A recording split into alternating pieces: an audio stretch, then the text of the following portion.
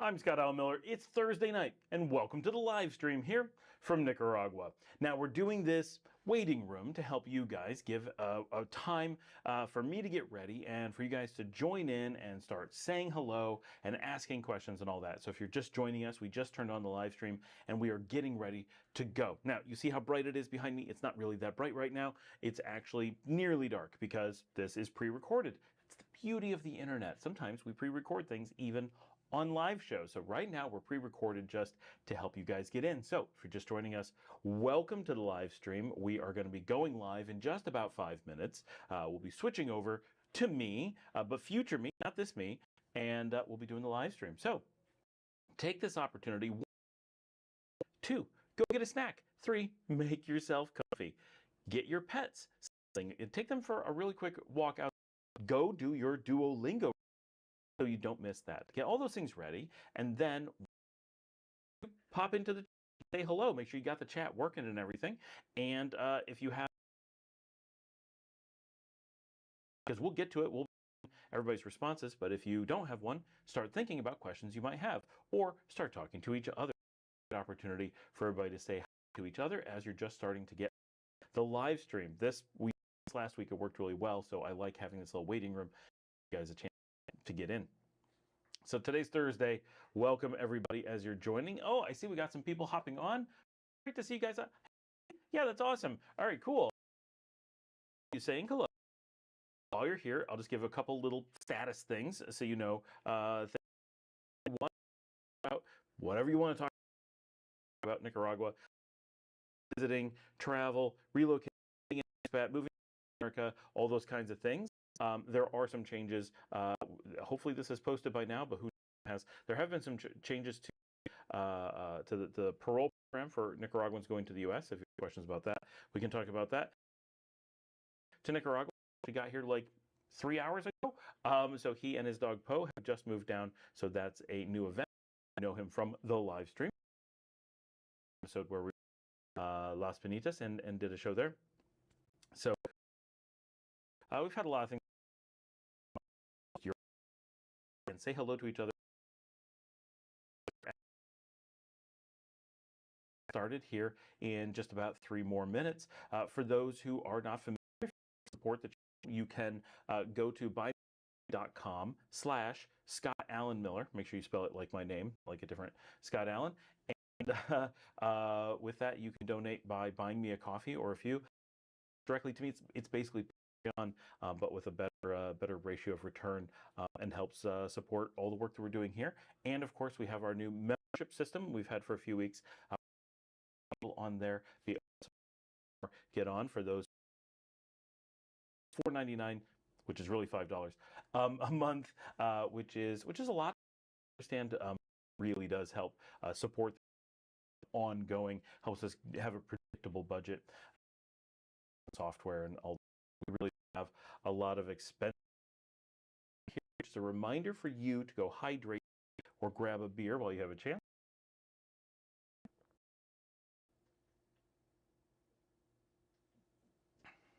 Because we're going to be here a while. You're going to want to be well hydrated, but not too hydrated, or you're going to break the seal. 2 minutes to go. Get in and say hi if you're just joining us. We're starting really soon, so this is just our holding room. So they're meet up and get ready, get settled in, and we can let people go. Because when we don't do this, talking to no one, and then we're in the middle, it's like, what's going on? So it's hard to ramble like this. So I'm rambling recorded, which seems like a brilliant idea. About a minute and a half. Ahead and say hello to everyone, ask your questions, and if you want to join the channel, now's your chance. Then when you are asking your questions, you'll have that cool little star by your name, which, yeah, any feedback, questions, anything like that, this is your time. I want to take the live stream to I'm feeling really dark. It's a different on the Fuji over about 45 seconds, so we'll see changes, but that's gonna. So for our theme tonight is run and use the bathroom, get a drink, something like that, go do it quick. If you're Duolingo, wrap that live. Oh, I think. Say hello, ask your questions, join the channel, anything like that. And okay, I guess Scott, yeah, future Scott, I'm going to hand it over to you. All right, so that is buffering really hard, and I can't tell if the audio is even coming through. So let me know what you guys are experiencing, because it's been on my monitors. It's terrible. I'm going to go to the buffer screen and let this fill up a little bit, and hopefully this is going to help us survive a little bit of buffering. We're at full cache. This is dropping our data rate, but YouTube is saying that we're only getting 1 meg and the stream needs 6. So that's a little bit of a problem.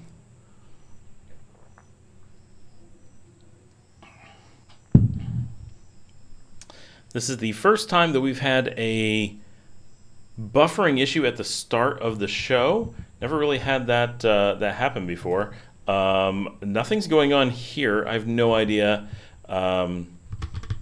what might be the problem. That is not encouraging for a good live stream tonight. I'd hate to have to cancel just because we don't have good connection. I'm doing a quick speed test, which is going to cause us to buffer hard, but I want to see what it's seeing on the network. Download, I'm getting crazy speeds. No problems there.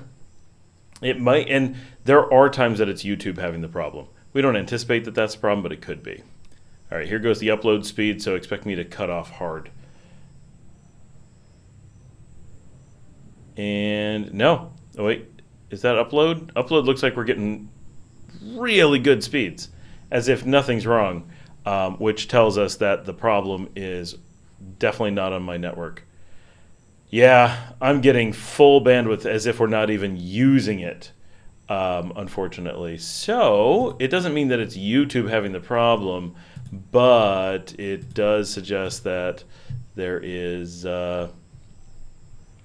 something somewhere between us and YouTube that is not very happy at the moment.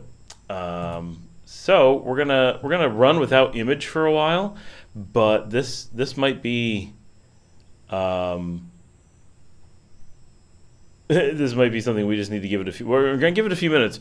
Right now, it says I'm sending data faster than YouTube can process it. So that suggests that there is a cache somewhere out there. My response: Oreo ice cream, ready to binge vlog. Nice. And Luke says a 5x5 now.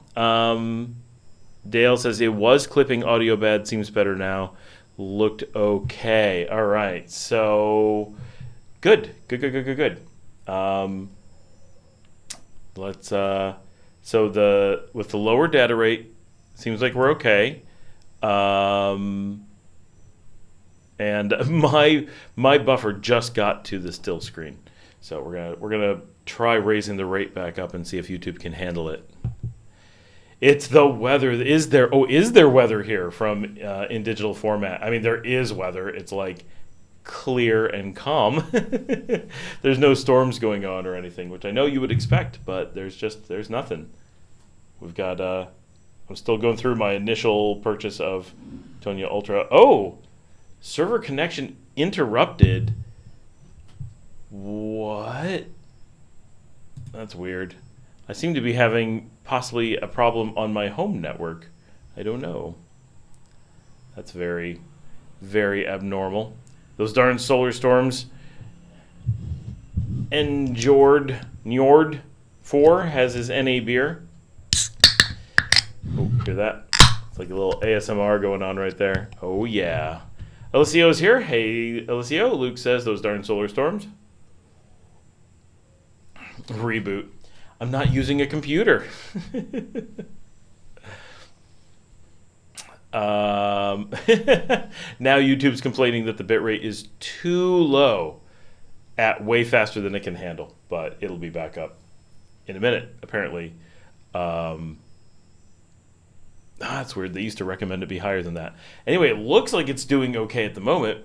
So, hey, IT, have you tried turning it off and back on again? Yes. Well, Luke, you were thinking about an IT career. There you go. You're ready for it. Have you turned it off and back on again? It has been, let me tell you, it's been one of those days, and so this is par for the course. Totally expected with the way my day is going. It's been a day. For sure. I am exhausted. I am ready. If this clears up and doesn't cause any problems, I am ready for a relaxing evening on the live stream. I'm always exhausted by the time Thursday rolls around. It's like I just need to get on the live stream and crack a beer and hang out with y'all, and that is the thing to do. So I am looking at the live stream. It feels like I'm really dark. On my monitor, I seem normal, but on some stuff, I seem really dark. Why? Why am I so dark? All right, hold on. I'm gonna go. Oh. Well, this is gonna help. My one light is off. Not off. Just pointed the wrong spot.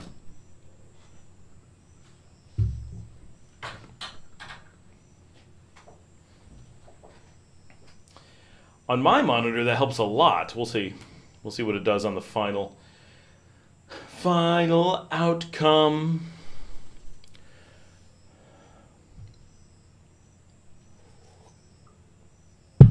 What's everybody been up to this week? Have you ever used the long-term parking at Managua? MGA, the airport. I would like to park there for about 1 week. I have not. I always either, have a taxi, a driver, or my dog's under my feet. Try not to roll over. Or I have my own car and places to put it locally. So I've never parked at MGA longer than like an hour or two. So unfortunately, I assume it's fine. There's a lot of security there. It's not an area I'd worry about. Flights come in all the time. So yes, in digital, it is Tonya Ultra. None of that normal Tonya for me.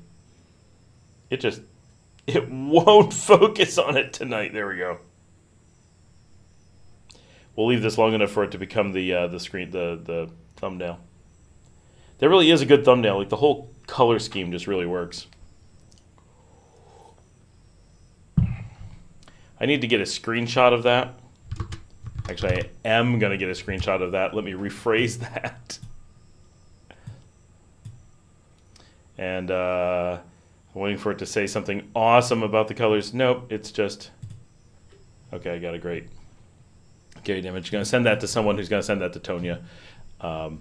And they can be like, ooh, this is a good idea. So how has your guys' week been? What y'all been doing? What's new? What's happening?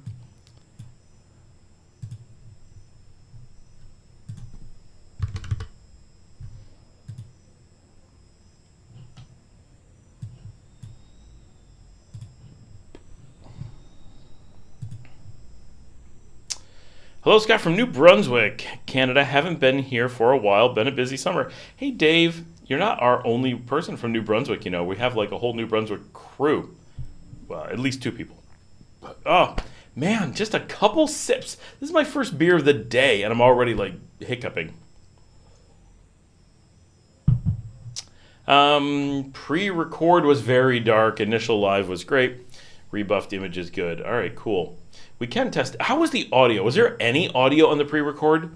I had to switch computers at the last second. The Windows machine that I tried to use for that just didn't work as Windows is wont to do. So I switched to my Linux machine, but I couldn't tell. There was audio. Like I could see the monitor going, but I couldn't hear it because of all the buffering problems. I couldn't figure it out. Yes, Tonya Ultra. That is the new Tonya that they're advertising everywhere, which I might have a photo of somewhere. Go see what my media has to offer. Nope, I do not. So the pre-record, I just use Ubuntu.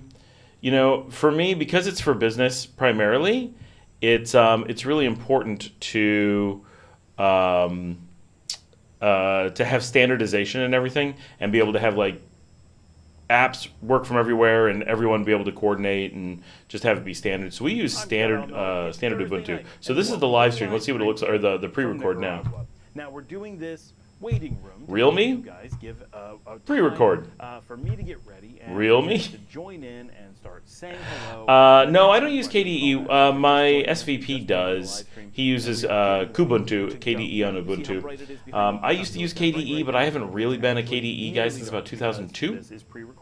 And my wife uses Deepin, the Chinese one,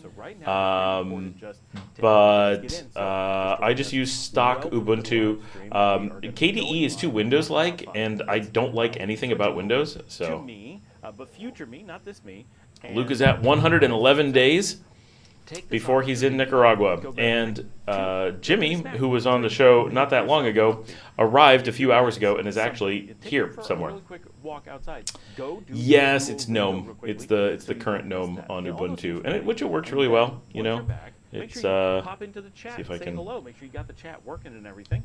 And if you have a question, or if you have a question, go ahead and ask it, because we'll get to it. We'll be reading everybody's responses. But if you don't have one, it's so I'm using the current GNOME. This is the 24.10 version of Ubuntu that just came out. We tried this last week. It worked I don't know, less than a week ago. So this is the new desktop, and so far so good. No complaints. Oh, I see we got some people hopping on. If anyone's looking for an operating system, my pre is splashing over. In what way, Dave? I mean, I'm playing it because we're talking about it. So you know things about the community. One, we're here to talk about. Or do you mean that some audio is bleeding through? I can shut that off. But that was the question. Could you hear the audio at all? Because it seemed really low. Not quite sure how to really test it well. I know that the pre-record is fine on its own. It's the playing it through the broadcast box that seems to be a challenge for some reason. Haven't used Ubuntu on my main in years. Yeah, I went a long time without using it. Wasn't a big Ubuntu fan. And I'm not saying it's the best or anything. It's just, it's become so standard, and it does work really, really well, that trying to work around it is really hard. I always keep a Fedora machine somewhere that's current as well, and I really do like Fedora. Like, it's really good. But for work and stuff, we just end up recommending Ubuntu, and no complaints. Like, it's so solid now, and the update schedule is really straightforward, which is nice. And they've, it's attractive. You can find resources on it to such an extreme degree. It just really works. So we've been pretty happy switching to it, and a lot of tools that we use work on it. So with like no alterations, no extra work or anything. So I think if nothing else mattered, I think I would I'd use Fedora, maybe just because I came from that world. But it's I really like how polished it is. But Ubuntu is really good. Yep, I look at it as if anybody wins, I'd have to escape. I have macOS on my main computer. The thing is that Apple makes great hardware. They do not make good operating systems. macOS is so sloppy and unprofessional compared to Ubuntu. It's really good compared to Windows. That's like their thing. We're better than Windows. And you're like, oh, it is. It's much better than Windows. But then you use Fedora or Ubuntu and you go, oh, it's not even close. Like, it doesn't look as good. It doesn't work as well. It doesn't update as well. It's not as stable. It just... it's okay, but definitely not a solid thing. Kali is not for normal use. That is a pen test distribution. So can you use it as a desktop? Yeah, but I would find that really silly. Your video of how to get from Leon to Costa Rica by bus is fantastic. Great information. Oh, thank you, Dave. When it was back. Oh yeah, Kali when it was Backtrack. I remember that long ago. I've used most everything over the years. Like, it's pretty crazy. I started on, oh gosh, What was its name? Caldera. Caldera Linux on the 1.3 kernel. Let me see if I'm pretty sure that was my first ever Linux. It was not my first Unix, but it was my first Linux. So 1997, I tried Linux for the first time, coming from Solaris, and I'd been a Solaris guy for so long. Moving to Linux was like, okay, this is all right, but it improved pretty quickly, and it's way better than Solaris by 2006. So it's been good, but obviously long gone. I used SUSE for a really long time. Tons of SUSE, tons of CentOS. Both Fedora and Ubuntu. Ubuntu not so much from the very beginning. Fedora from the very beginning. I helped introduce Linux at IBM circa 2000.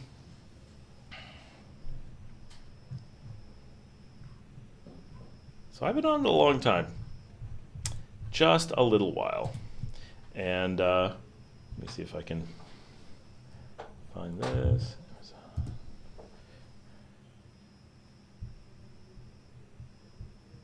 All right, I'm going to switch over.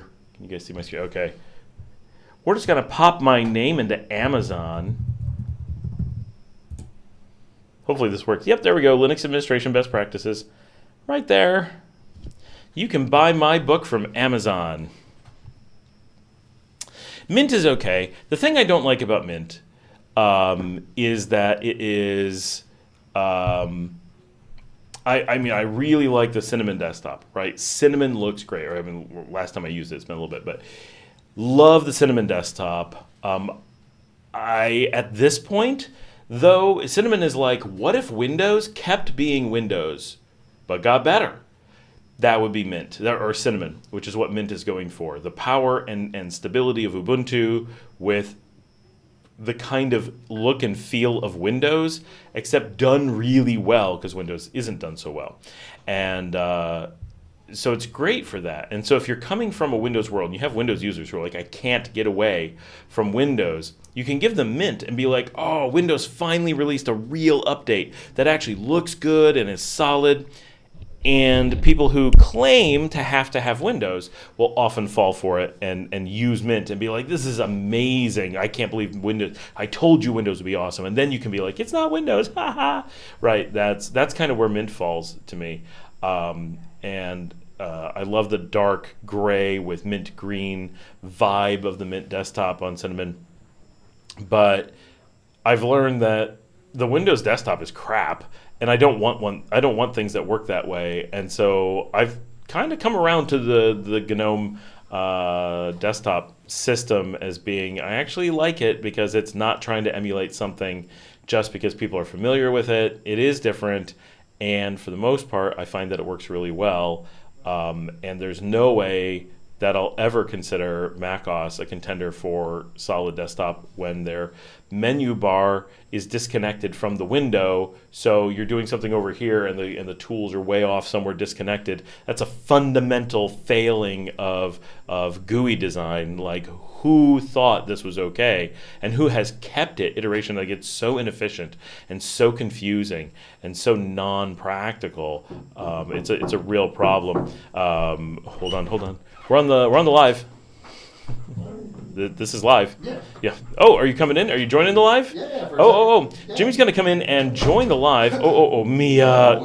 Here, pet her for a second. She needs a pet. She's a little bit scared. Oh, Mandrake. I tried Mandrake. They actually scammed us. It was the first time I ever bought it. I bought it for my wife because she wanted to do video gaming, and they did a big thing about being the video game distribution, and they sold it with support. It's the only time I ever paid for Linux, and it was all a scam. There was no way to use the support. It was all fake, and it didn't install or work. And I'd worked in Linux for 7 years at that point, like run Linux for IBM, and if it worked for you, it worked. And then it became Mandriva after that. But if it didn't work, they were like, haha, we got your money, I'm out of here. Mint Debian is a funny thing because Mint is already based on Debian because it's based on Ubuntu, and they just take the middleman out. Which okay, but like, I feel like Mint it just doesn't know where they want to be. There is a chair like this. Do you have any questions I can be able to help out with? I mean, people will ask questions. Okay. But there's a chair across the way, like kind of like this. We're about to run real quick. Oh, I was just gonna say, come in and say, hey. You can. Let's see if you can squeeze by. Watch all these wires. This is really very delicate here, but we're gonna see if Jimmy can jump on the monitors. There we go, bud. I got to get a bigger studio. Jimmy's here. Here's the microphone, so if you talk kind of this general direction, okay, people can hear you. And it'll take a little bit before they actually see you because there's at least a 15 to 30 second delay. Okay. So everybody say hi to Jimmy, who just moved here today and is currently staying in a place that barely has sheets. It does not have a towel. Make sure they give you a towel, a fan, get some water. Yep, they did. Very hospitable. Very hospitable. So what else we got? Anything? No, pretty much we're just kind of. Oh yeah, you did anything. Yeah, this is the just kind of ramping up. But we had a little bit of technical issues at the beginning, but it seems to have cleared up now. And the dog is growling. Why are you growling? Because there's a puppy in the house. She's just being a little rumbly dog. Kevin and Kevin on board just got off the phone with Copa Airlines. I couldn't tell you if I even have tickets at this point. That stupid travel notice they want filled out. Nothing but confusion. What travel notice? What? I flew Copa recently. I didn't have any problems. I'm not a huge Copa fan, but it was fine. Where are you, K&K, where are you flying from? Yeah, that might be it. I know they're coming from, like, Nebraska or something. Does Copa even know where that is? They may think that's in Africa. Maybe that's the problem. She's still grumbling. Come here. I know. Come here, baby. She's mad because I brought in a new puppy. You did. Come here. Oh. There we go. Mamas. Dale says hi to Jimmy. Hi, pretty girl. Roberto, I assume. Lacayo says first impressions. It's not really his first impressions. He was here. How long were you here? A couple weeks? 2 months for 3 full days traveling too, so 5. But I met y'all my first real day at Simply. Okay. Yeah. Yep. But it's first impressions. It's on that video, but it's like living in the 80s all over again. It really is. It's great. There's a couple things to get used to, but it's really not that hard if you're already accepting to just get up and get away. It's very simple. That's kind of funny. Simply Beach. Simple. All right, y'all. Well, I'll check y'all later. He needs to nap. Yeah. All right, then. Later on. See you. Have a good one. See you tomorrow. Yes, sir. Good luck squeezing through all this. There we go. Now you know what the live stream actually looks like behind the scenes. Yeah, it's pretty cool. It's like putting it mildly. It's all right. pretty cool. I'll see you tomorrow. All right, see you tomorrow. Bye, Poe. All right, he is heading off. He literally just he's from Dallas. He arrived, got in from the airport. We got him into the house that he's crashing in. And then he didn't have food or water for his dog or anything, so we ran him over here, got him stuff for his dog. His dogs met my dogs. My little dog loves his dog and wouldn't be apart from him. My big one is like, no, and so has been in here. And what was that? Oh, the little dog has been delivered. They just threw him in the door. He's like, but I want my new friend. And then he came over. We tried to get him food, and he passed out before he could even eat it. So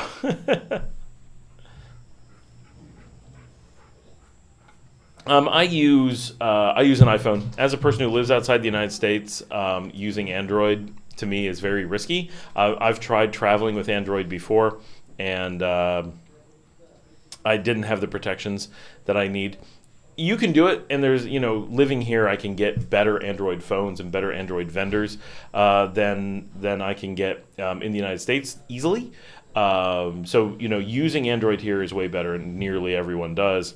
But as someone who travels extensively, goes many places, and has to deal with American carriers, Apple has protections and things that no one else has. And so it's every time I've tried switching to Android, I have been brutally taught my lesson. I feel like the vendors who make the Android phones are like, I will teach you a lesson for choosing this instead of Apple. I don't like Apple very much, but Android has pushed me over to it very strongly. Vivas Las Vegas says, what camera are you using? This is the Fujifilm XS20 with a Suri 33mm f1.2 sniper. Set to Reala Ace on the vlog setting with wide open aperture, the blow out your background setting. I throw it on vlog for when doing this because it's really good at face. It knows I'm talking to it, and it's like, ignore all the other stuff, which is great until I want to show you my Tonya, and then it's like, no, that's not your face. I don't care. That is a mistake. You don't mean to do that because you're vlogging. See, that's if I completely hide my head, sometimes it picks it up, but mostly it's just like, no. There we go. And it's so far away because I'm on a 33mm. So I can't even begin to reach the lens. Chris says, hello. James says, I miss BlackBerry. I miss early BlackBerry. Later BlackBerry was garbage. They turned into something. Now I have one dog at my feet, and somewhere another one walking around. I can hear him. I can't find him. There he is. There you are. You want to come up here and say hi to everybody? They like it when you're on the show. Yeah. Nope, he's just standing down there. But you're so handsome. What's this about? The other from James is here. The other from New Brunswick. All the New Brunswick people in the house.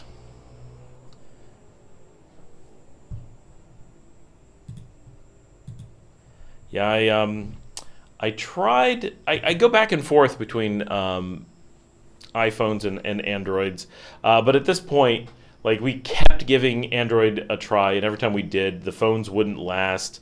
And I know part of it is because we got Samsung, which is obviously the worst quality you can get in the Android universe.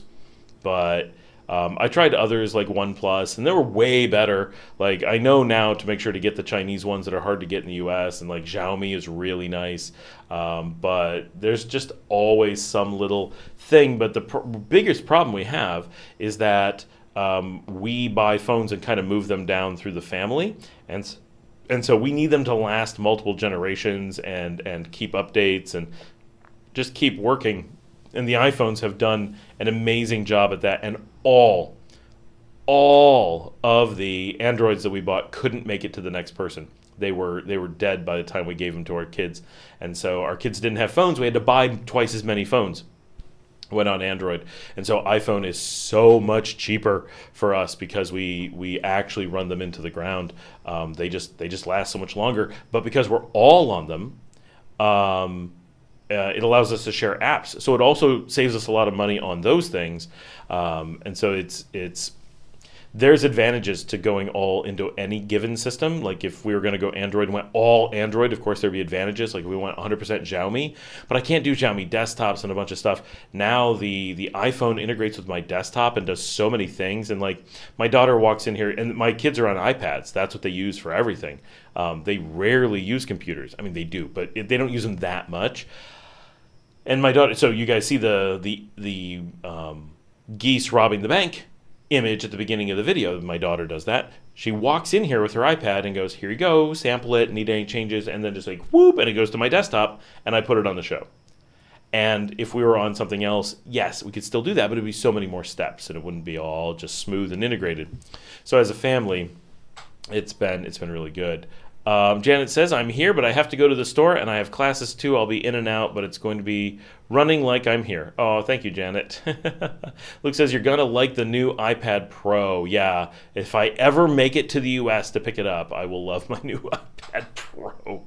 For those who don't know, I am planning on getting the iPad Pro M4, and I'm going to try to make the switch to using that as my editing computer, because I currently use an M1 desktop for most things and an M2 laptop when I'm being mobile. And what I want to do is actually have a full work system that doesn't do editing, and then have an M4 iPad Pro that I use only for editing, and it should be just way faster and not be sharing all these resources. And I think it'll work out better for me. Vivas Las Vegas says, I was in Nicaragua early this year. I missed my gallo pinto for breakfast. Oh, yeah. The Pixel is. This is my thing in digital format. Is every time someone tells me to try an Android, I try the one that they say. And then everyone's like, what are you thinking? That wasn't the one to try. You have to try this other one. The Pixel is probably on the better side, although I don't think it competes with Xiaomi. Xiaomi is excellent. And I can't buy Pixels here. They don't sell them in this country. So I'd be in the same... All the negatives of Apple really, for me, come from I can't buy them in Nicaragua. You can, but it's not cheap. And the Pixel will have all the same problems. I can't buy them here. But Xiaomi and other really good brands are available here with, the Xiaomi store, the entire lineup of stuff. They make the best cameras in the business. Like, why turn that down? And they're quite cost effective. But because we're on, so this is the biggest thing. And I found this out from T-Mobile. So if you're coming from the United States, the only carrier, if you're going to give up your carrier, it doesn't matter. If you're keeping a U.S. carrier, the only carrier that is rational to use at all is T-Mobile, because it gives you global, everything works. It's absolutely amazing. But if anything goes wrong, you can only continue to use T-Mobile if you have an iPhone. And you can only do it if you buy it from the Apple Store. You can't do it if you buy it from T-Mobile. Anytime you buy your phone from T-Mobile, they have the ability to destroy your phone, to ruin everything and make things not work. All the things that Apple guarantees, you voluntarily give up if you buy it from the carrier. But if you go through the Apple Store, Apple will give you a discount. Apple gives you a level of service that they don't offer other places. They force a bunch of things that T-Mobile and other carriers will say you can't do that, and Apple goes, the hell you can't, and just does it. There's just a lot of protections. And so as a traveler, the only combination that I have found that reliably does all the things is T-Mobile with iPhone purchased from Apple. And with that combination, I have just unlimited flexibility, unlimited protections. There's all these things that no one else can do. And actually in digital, as a traveler, closed is the only thing you want. Open is not something you want when it's your emergency device for traveling. I don't like closed either. But Android is actually closed, right? If you have a carrier-based phone, those phones are closed. They're not open systems. They feel like open systems. They're based on open systems, but so is iPhone. iPhone and your Android are based on things that started as open source, and there are open source components. But what you actually have in your device is closed by the vendor. Now, with the Androids, you can replace that, but you start getting into that's really reckless as a traveler because you lose the stability. Closed is what you want for stability. And as a traveler, as the device in your pocket, that makes your emergency calls. Closed is super important. And I mean, I've written half the books, right, on open source and the importance of being open and why open is more secure and all these things, right? Go get my book. I go into it a ton. But when it's the device in your pocket and there is no law protecting you from the vendor and the only vendor protection you have is Apple, you have to have Apple. That is a really sad state of affairs that carriers are allowed to do so much damage to you, but they are. They're allowed to extort you by putting your life in danger. They're allowed to shut off your messaging and just be like, too bad, right? You're not going to. And a lot of Americans don't know that you pay to get text, but they won't let the text get to you if the person sending you doesn't also pay. It's a double charge. You've paid for something, they won't let you get what you paid for. It's a lie that you're actually paying for text. You're paying only for the right for them not to refuse your text. That someone else already paid to get to you. I used a dual SIM card phone there. Yep, I use, that's not the issue. It's that they can brick your phone anytime they want and have. Right, I've had phones, they're just like, I want to sell you a new phone. They can click a button on the Androids and brick them. And it's a regular sales tactic. and Android can't protect you because you need the carrier updates for things. And so it's just, you're at so much extra risk. And again, you can find open phones and install your own thing. T-Mobile on iPhone with Fee, Netflix, Apple TV, another $20 per month savings. Copa has a form online to fill out, very short, but CSR says it's for Migracion, but website says it's for Copa only. No one knows for sure. I just did that on Copa. There was no form. I flew into Nicaragua. From Argentina. So whatever that was, 5 weeks ago, maybe not even, because I'm still doing the videos from it. Probably not that long. There was no form at all. But so, is there a problem with you filling it out? Are they just unsure how to put you on a plane? What the heck? I tell you, all the airlines have gotten so bad. It's like there's nobody we trust to fly anymore. They all have fake forms, fake requirements. There's no consumer protections. All this stuff needs to be standardized.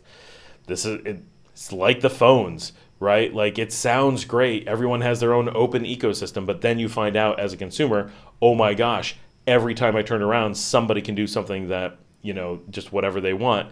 You need a closed system. You need a single government process. This is what you do to fly. No ifs, ands, or buts. You follow these rules, you get to fly. You don't follow these rules, you don't get to fly.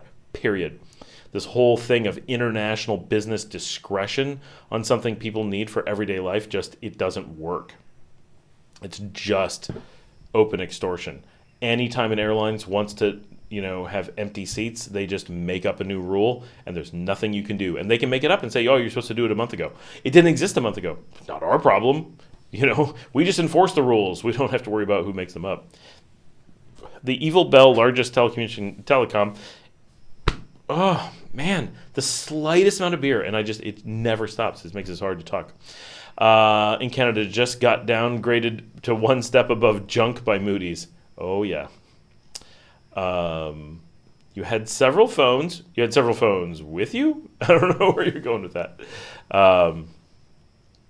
This phone, I can do...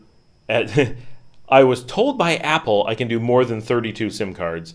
Other people have said I can do 16. I don't know why Apple would say I could do 32 without a problem, but I do 2 on it currently. I have T-Mobile for international, and I have Tigo for here in Nicaragua, and it works great. And that's been a good combination, but I can add as many as I want if I'm traveling. I also got this cool pink phone stand, which is, of course, blurry, but I just got this from Mumuso like 2 days ago. 2 days ago? It might have been yesterday. It might actually have been yesterday. But it's I like having a stand on my desk now. It doesn't do anything. It's just a stand. It was super cheap. But it's like, oh, I can set my phone right here. Oh, I really like that. I've just never had a spot for my phone before. I know that sounds crazy, but it's an important thing. Patricia says, good evening. Android is better than iPhone. Fight me. Patricia, you're in America. You don't even know what Android can do because you can't get any good Android phone in America. All the good ones are only out here. Tom says, may I ask why you hate both California and Colorado? I'm just curious. I live in Texas but grew up in Connecticut. So I lived in Texas for a long time, grew up in New York. So I spent a bit of time working in both California and Colorado, and both of them just across the board, I found the personalities of the place to be horrible. I don't like being there at all. I find it very abrasive and toxic. And it's all about like traffic and I don't know. It feels very pretentious. I'm from the Northeast. People want to work and hang out and have a beer, right? Like society is much closer to like Latin America in that way. Like it's just much more down to earth. I feel that being on the western half of the U.S. is very pretentious and I don't know how to put it.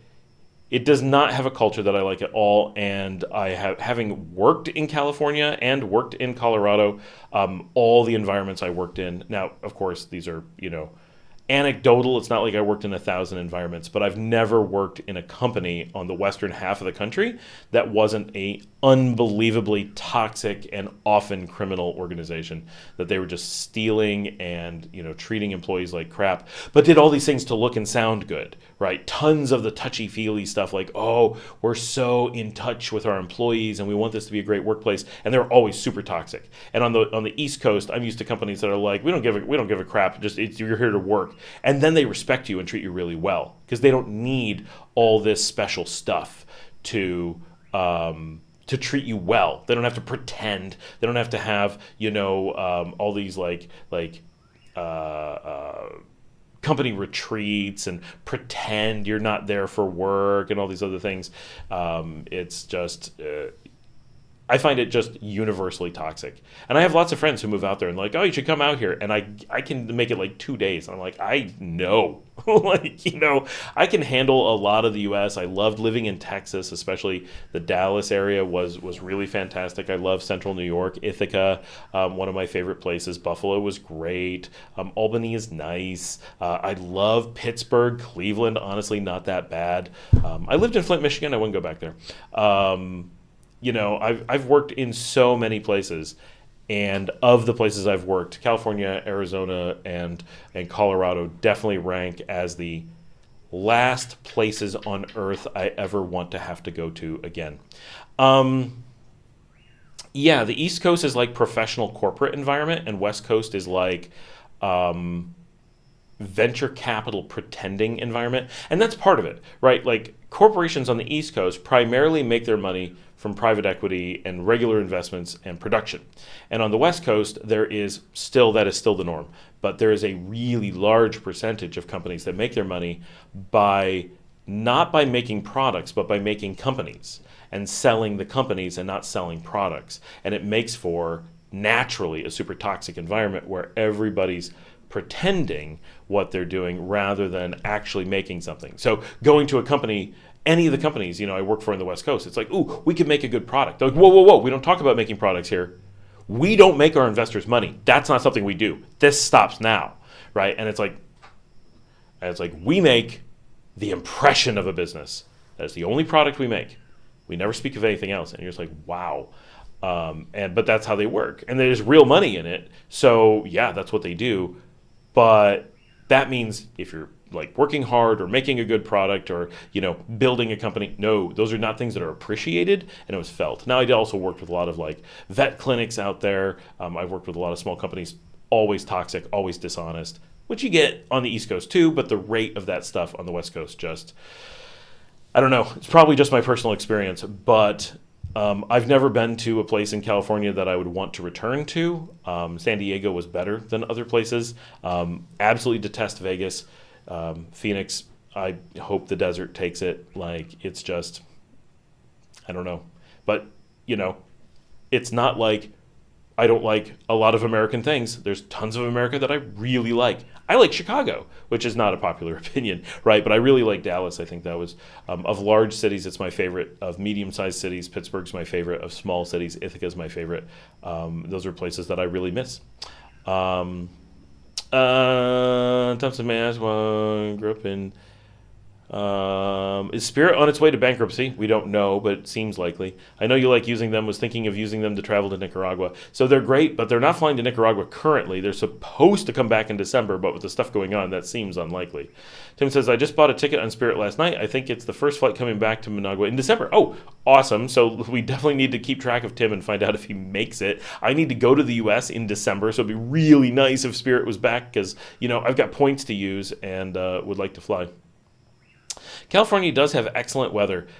You know, it's pretty good. This is weird.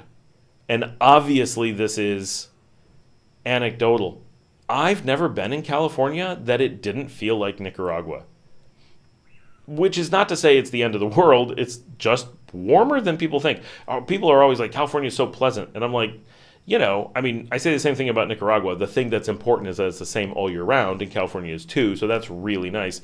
But I found the weather in California to be just like Nicaragua, not like Guatemala, which is kind of perfect. Roberto says, so they're package marketing plans to the next idiot who puts in money. Right, yeah. So Roberto, it's literally a business process called the Greatest Fools game. And that's the thing. It's all about pretending to be something, getting bigger and selling it.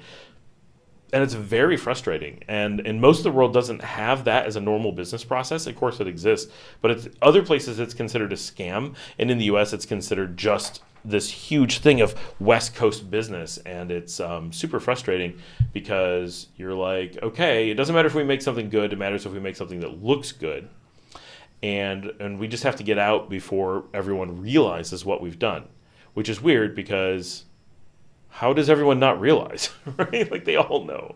Patricia says, the San Diego Zoo is great. I've never made it to the zoo. I'm sure it is good. And San Diego, if I had to go back to a city in California, San Diego is my least negative city. I don't want to say favorite because that would sound misleading. Luke says, California, got my second smoking ticket in San Francisco while standing outside on the top level of the airport parking garage while in my Class A Army uniform 1994, and I was called a baby killer. Yeah. San Francisco is, and I'm a pretty green lefty guy. Like, I'm not pretending here that I'm not what a lot of Americans imagine would be someone who would want to live in San Francisco. Did that make sense? Like, let's be honest, a lot of people would think, oh, Scott, he probably would fit in San Francisco. And you know what? When I was a kid, I fell for that marketing. I kept being like, hey, I'm going to move to San Francisco. That sounds like my kind of town. And I made it about an hour in San Francisco. And I'm like, this town blows. There is nothing about that. Is the most toxic, awful, just fake BS town ever. I like nothing about San Francisco. I don't like the way it looks. I don't like the weather. The weather's probably good. I don't like the food. I don't like going out. I don't like working there. And it was literally, I once worked for a company that had let me work from home, and they said, we changed our minds. You have to move to San Francisco. And I said, the hell I do, and I moved to Nicaragua. That was the first time I moved to Nicaragua, was my response to, your job is moving to San Francisco. And I'm like, nope. So as Patricia says, San Francisco definitely doesn't feel like Nicaragua. That is correct. Enough that I quit a job over having to live in one in order to live in the other. Living in Nicaragua full-time, do you pay attention to American politics? This is from Chris. So there is no way not to pay attention to American politics. I don't know how I could possibly absolutely ignore it. I pay far less attention to it than you, most likely. Ha ha. But I'm far from paying zero attention to it. I'm pretty aware, and keep in mind that Nicaragua, historically, is like a cog being spun by the giant wheel of American politics. And so if someone can envision that, right, you're like this tiny wheel and this huge thing is spinning and you're like bouncing off of it. And that has a tendency to be how it feels here in Nicaragua, that Nicaragua sees the world. Okay, so real quick, I learned this recently, and it's an amazing fact. Every culture, I don't want to say every country because there's overlap. Every culture sees the concept of freedom through a completely different perspective, which is not something you would expect until you really hang out with people. But like, if you're French, the concept of freedom, or liberté, has a tendency to be seen through the eyes of freedom from monarchy. That one person just inherited you. And they really, really, really are passionate about freedom to be governed by the people. That is how they see liberty. And if you talk about other things like freedom of speech, they're like, who cares? And they don't have that. Like, they're like, not a thing here. We don't care. But we're really free because we don't have monarchs. And you're like, oh, okay, but that's not how I think of free. And when you come to like the United States, their concept of freedom is freedom from the machinations of a heavy tax system. And they're like, we're free from all this tax and stuff. And you're like, okay. That's not how, the Chinese see free. And the Chinese see free as like freedom to be healthy and have family time, right? And they don't care about these other things. And everyone has its own idea of freedom. And so here in Nicaragua, freedom is seen through the lens of freedom, just as France is free from their own kings, and America is free from a foreign king and foreign government of their own making, because it was their king, so it's a little bit like France. It's like one step removed from France. Nicaragua sees the world as freedom from colonization by America. And so when they talk about freedom here, when they talk about politics here, it is in the way that the United States is like, freedom matters. If, freedom isn't free, there's all these things that you get in American politics. But that's the American perspective. If you go to France, it's different. And when you come to Nicaragua, it's different. But in Nicaragua, the it's different still has America in the sphere of what they're concerned about. There is still this America out there that could come back and colonize them again, or try to, or interfere, which is all of Latin America has that fear and that history, but most of them not to the degree that there is here. And so for this question from Chris, how much do you escape American politics? You escape the direct connection to American politics almost immediately. Do you escape knowledge of and this like mental overhead of American politics? No, it doesn't go away, not here. So that is something, unfortunately, that it's not like, I would say like an Argentina or a Bolivia. They're like, oh yeah, America, it's a thing. We think about it sometimes. Like they might be aware of the elections or something. That's like it. They don't really get involved in politics. It's not part of day-to-day life. Argentina a little bit, just because Argentina is very passionate about discussing politics all the time. It's a cultural thing. It's one of the most like politics as a pastime kind of countries.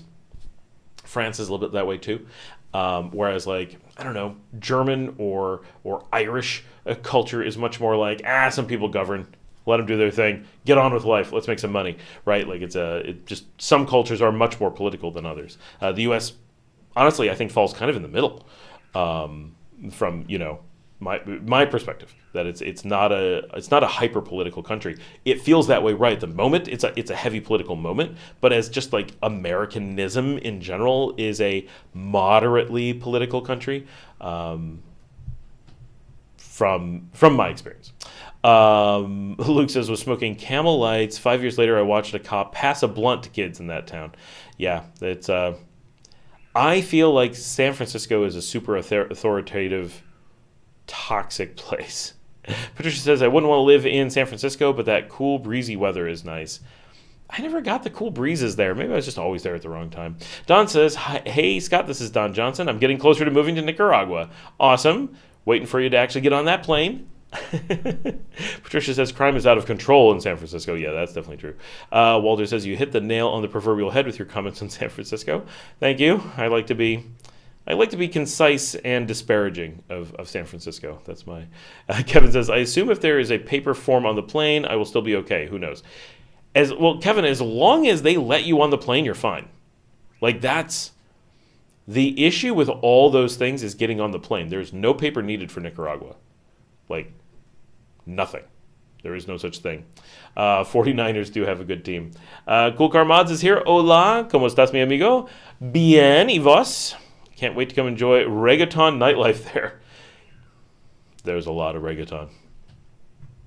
Gigi says, at what age do people first start partying there, teens or young adults? I don't know, like, on average. So in Managua, if you go out to the IPO, the Zona Rosa, for example, lower Los Robles, which is a major party district, I would say you're going to really struggle to find teenagers. They're there. They're allowed to be there because you can drink at 18. I don't feel like they make up a large percentage, but 20-somethings for sure. Like, you're 20, 21, yeah, you're out partying. Here in León, we're a college town, and this requires a little bit of explanation. College here could start at 18, but typically starts at more like 19 or 20. People go to uni just a little bit older on average than in the U.S. The U.S. average is like 17 to 18, and here it's like 19 to 20. But 18 would not be weird. It would just be on the young side. And so here in León, our party scene is primarily a uni one or a middle-aged Leonese who like to go out and party, right? So you have basically two different types of clubs you tend to stumble upon. One is like 23 bar, and you're like, everyone here is under 25, and they're all reggaeton, and they're going crazy. But it's very rare to find someone under, say, 19. And if you go to, say, Geckos, the average person, what are you barking? Oh, there must be iguanas on the roof. The dog is looking straight up at the ceiling and barking. If you go to Geckos, I'm going to say that the average age of the people who are up and dancing and like partying hard must be in the low 50s. I feel they're older than me. I feel like very much in a welcome under the bell curve age, but I feel like I'm on the young side when I'm at Geckos. And like so many people in their 50s and 60s and 40s are up and dancing with the music, and like it's like live music. The same thing at NL Vivero. I would say that the average age is much more in the late 30s, early 40s, just a little bit younger than Geckos, I think. But I do know if you go out to the beach, right, and go party, I know that the 16-year-olds are out partying with everybody. So I think you'll actually find that a lot of teenagers under the drinking age are out at the dance clubs in smaller towns. But in the bigger towns, they're much more likely to get carded or noticed. And the small towns are like, yeah, we know who this is, so we're keeping an eye on you, kind of thing. But I definitely know that they're out there. So teens do go party, but also when we're so I was mentioning like Geckos. So you got a bunch of people who are, say, my age, as an example, who are there. Like it would be really common. I use this as an example. Something like, what I mean is, so my wife and I go there. So my wife and I go to Geckos. When we go to Geckos, sometimes we like to go dancing, right? There's like a band playing, so we'll get up and we'll dance. And you just dance between tables. It's not like a dance floor. And although they just expanded, maybe there is now. And so it's like people like us, but it's not like a wild, you don't have to worry about someone like cracking a beer bottle over your head or anything like that. I say that, and I've been there with my empanada girl when she decked someone. So, I mean, it happens. Oh, Jimmy was there. Oh, I wish he was here. He was literally talking to this girl, and then she suddenly got up and walked up to another guy at the table and just, and the bouncers had to take them, and it was like, whoa. Speaking of which, hopefully my empanadas get here soon. I need to check on my order, see if they have said anything about delivery. They have not. Okay, and but so like taking your kids, like 12 years old or 15 years old would be completely normal because you're out with your parents. Your parents aren't getting wasted. They're just kicking back a few beers, hanging out with some of their middle-aged friends, dancing some, listening to a live band, and kids are getting acclimated to this is how adults act in society. And then there's these in-between clubs when those kids get a little bit older and are like, we're going to go party on our own. And they go do reggaeton or whatever. Because like the people my age are often going out to cumbia. So I have loads of friends who like to go to see live cumbia bands, which is what Geckos does. NL Vivero does that sometimes, and I love it, right? My wife's kind of like, cumbia, I could take it or leave it. I'm like, yes, it's a cumbia night. And so that's kind of the going out scene really does have a wide range, right? Depending on where you are. You will find people of all ages out because it's so common to go out. It's more like younger teens go out with their parents, middle teens could go either way, older teens are definitely going out with the 20-somethings, and they're, I go to places where I'm young compared to a lot of the people there, and there's still people who are teens as well. Like you get the whole spectrum at the same club quite often. Did they sell? Teens or young adults? Message retracted. Do they sell? OMG, it keeps sending before I finish my sentence. Have I read Open Veins of Latin America? I'm reading it now. It's good. I have not. I'll have to check that out. U.S. View of Freedom. Yeah, I've got some bug that's flying around in my face the whole time. Just some little tiny thing. It just went in my eye. U.S. View of Freedom is freedom from accountability. That's a good way to look at it, Luke. I mean, if you think about, like, what did they fight about with the British? It was literally the British spent a bunch of money to protect the colonies and defend them. And then the U.S. is like, we're not paying our part of defending us. And the Brits are like, but we defended you. And they're like, we'll fight you for that. And they're like, we have all this money because we didn't pay our taxes. And you don't have any money because we didn't pay to pay the taxes. So, your coffers are depleted protecting us, and we're going to use that to beat you. Is there any big indoor malls? Okay, big indoor malls. Are there? Okay, let's just be clear. Are there big malls? There's medium-sized malls. I don't think anything would qualify as a big mall. Let's just start there. There are malls that I like. I was at the Gallerias yesterday. We like the Gallerias a lot. I like Metro Centro a lot. Not quite as much. The Gallerias I definitely like the most, which it's also the most expensive. So I'm a little bit pretentious, apparently. Plaza Inter, I-N-T-E-R, which is right next to the Crown Plaza, very close to Plaza Nicaragua on the Avenida Bolivar. In the north central of the city, is an enclosed air-conditioned mall. It is not big, but it is a mall. It's the oldest. I said this and someone's like, it's not.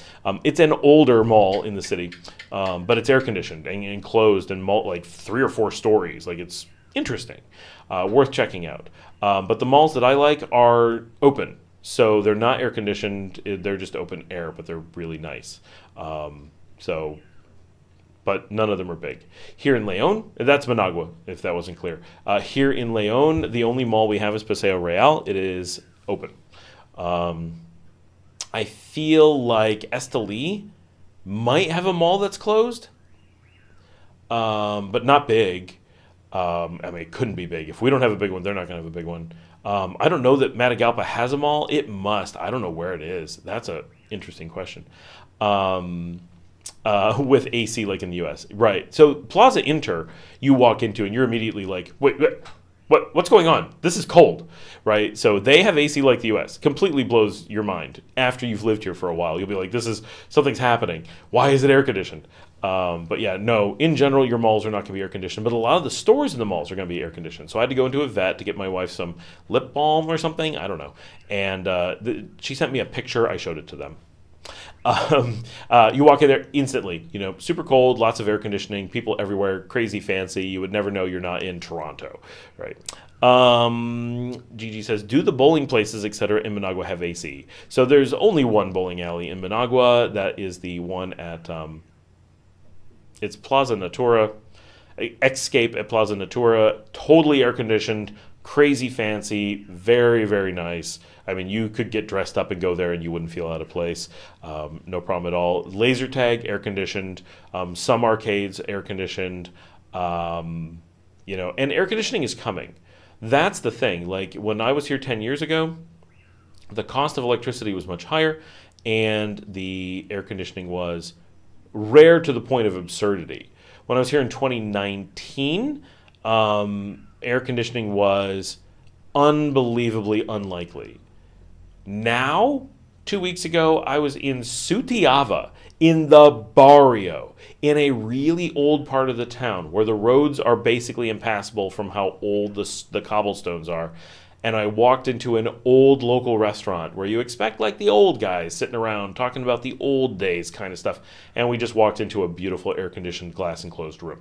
And you're like, what just happened? I was out at Mugs yesterday where Josh and Karen ran into me and walked in, and the whole place looks like you're in London. It's all frilly and super cold air conditioning and all kinds of stuff. So we went from never encountering air conditioning to now we're just stumbling on it on a regular basis. I went out to 3 new restaurants with my kids over not the weekend, but the last 2 days, and 2 of the 3 of those were air conditioned, and the other one, it was nighttime and it was wide open and it was very comfortable. There was no reason for it to be air conditioned. Maybe they air condition at other times, so I can't imagine that they do. But like, we were finding places more and more often that are air conditioned. That's at Pane y Vino is air conditioned. So it is changing really quickly for a lot of reasons, and it's a really great thing, right? I think that is one of, obviously, the dogs and litter things. That's what you need to fix in Nicaragua. That's the big thing. But when it comes to like little touches, the unbelievable lack of air conditioning was a big deal. It was a thing where we're just like, we never get to encounter air conditioning, like ever.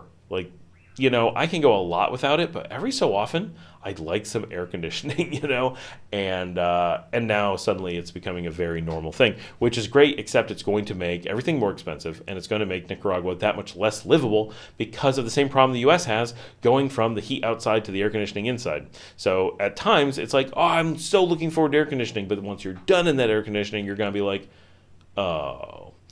Chris says, do you see Nicaragua becoming expensive like Costa Rica in the future? No, there's realistically no possibility. So I've given this in a couple videos before. So let's break this down, because I think it's easy to say why no.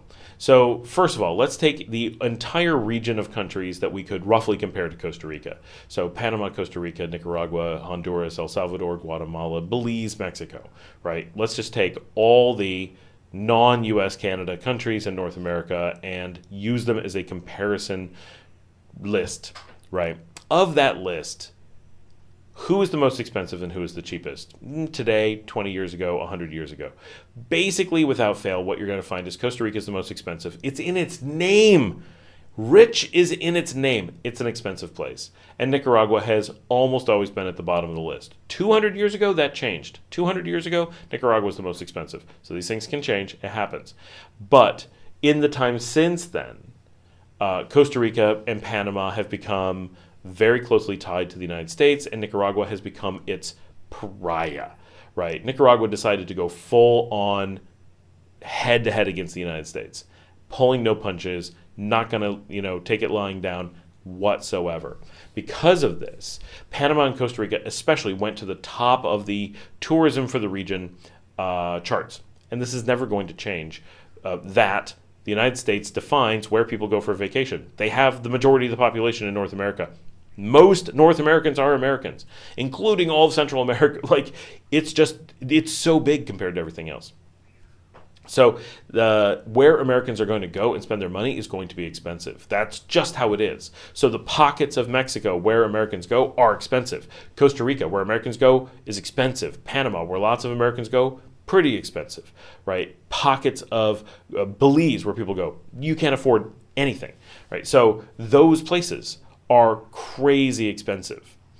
Other places could become more expensive because more people are traveling. You need more places. So some things that are low cost are coming up in cost. Places that weren't so expensive before. So this is what people worry about. They worry about Nicaragua being this next tier of place that's going to come up and overtake Costa Rica and become super expensive, because that's the trajectory.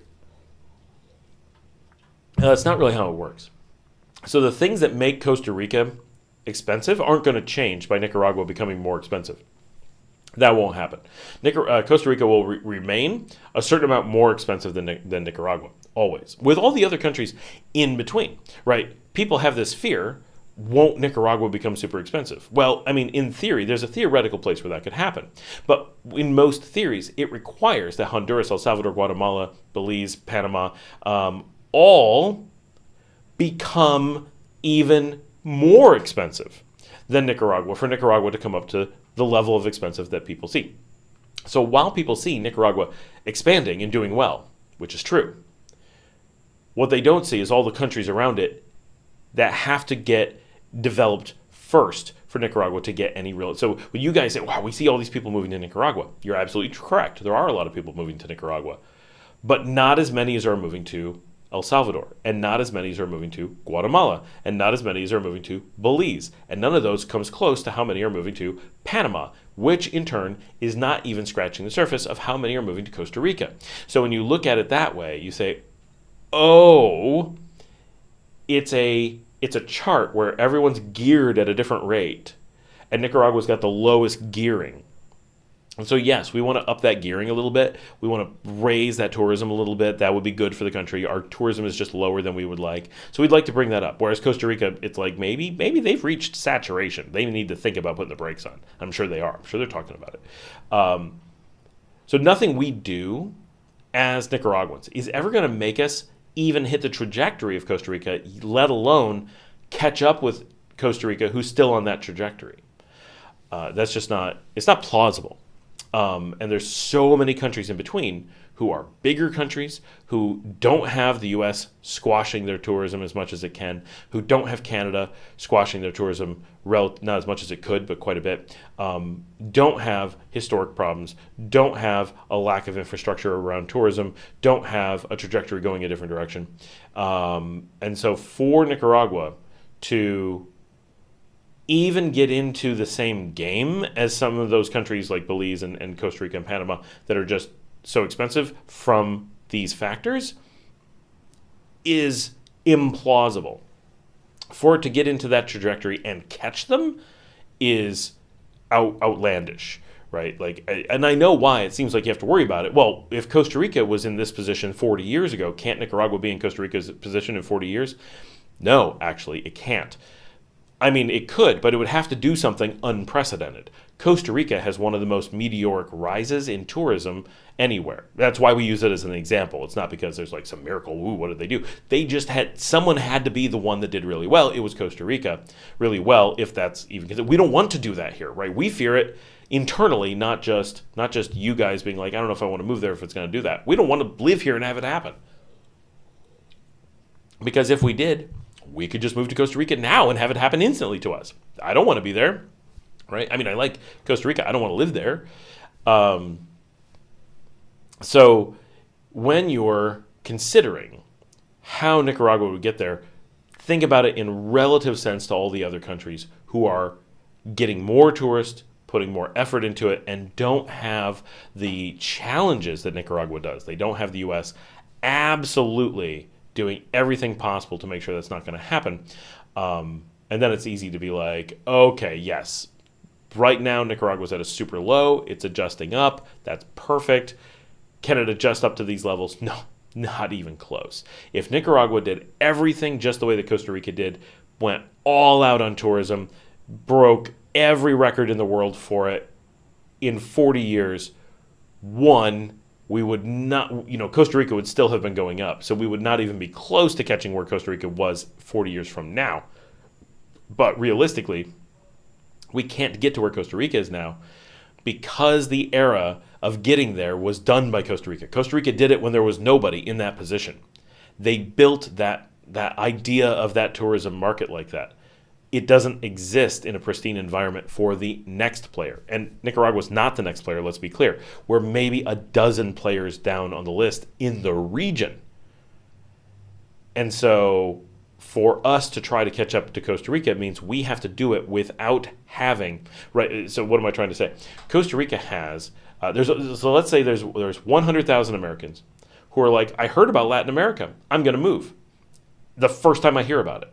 And Costa Rica goes, so let me tell you about Latin America. And they go, okay, cool, I'm moving. And they move to Costa Rica. There they are. Then if you're the second country to come along and be like, we also have cool beaches and volcanoes and jungles and Gallo Pinto. Well, the first most easy 100,000 people who are just going to go aren't in America anymore. They're already in Costa Rica. So now, at best, you're dealing with the next 100,000 people who aren't going to be as easily convinced because they already turned down Costa Rica. So now you're fighting for, at best, the second hardest group. And realistically, Belize got those. And then Mexico got the next ones. And Panama got the next ones. We're so far down on the list that all the people who are reasonably considering it are mostly depleted. We're down to the people who are like, I really want to be somewhere out of the way. I really want something different. I really want an alternative. I really want to be as far from the other people who are all doing the things as possible.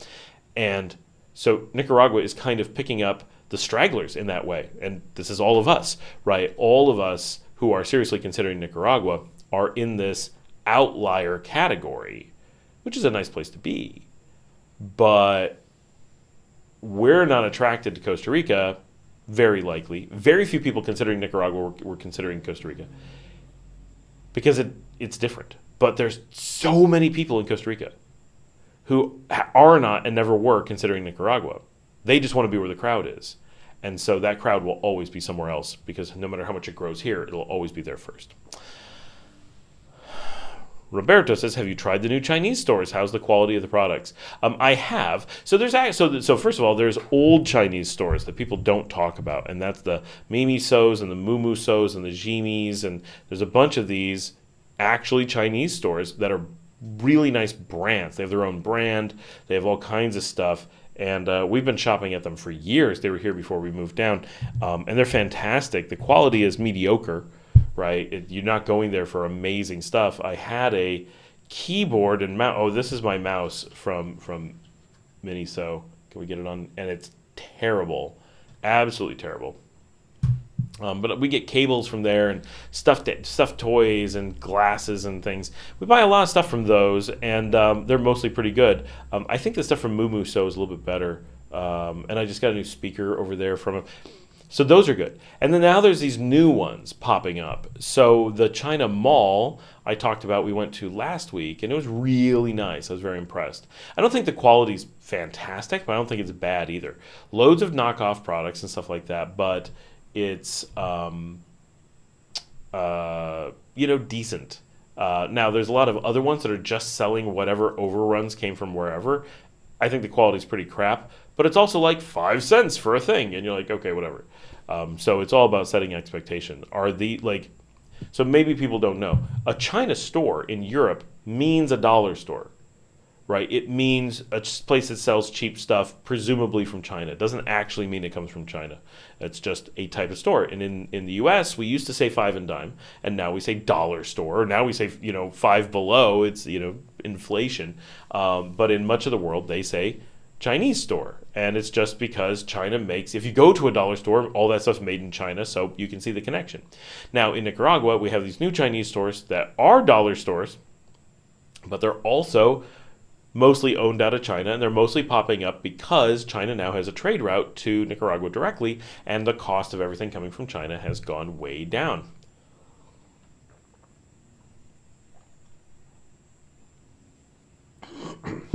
So some people or businesses who have connections to shipping containers directly from China at lower cost because it goes direct are setting up shops to sell some of that stuff.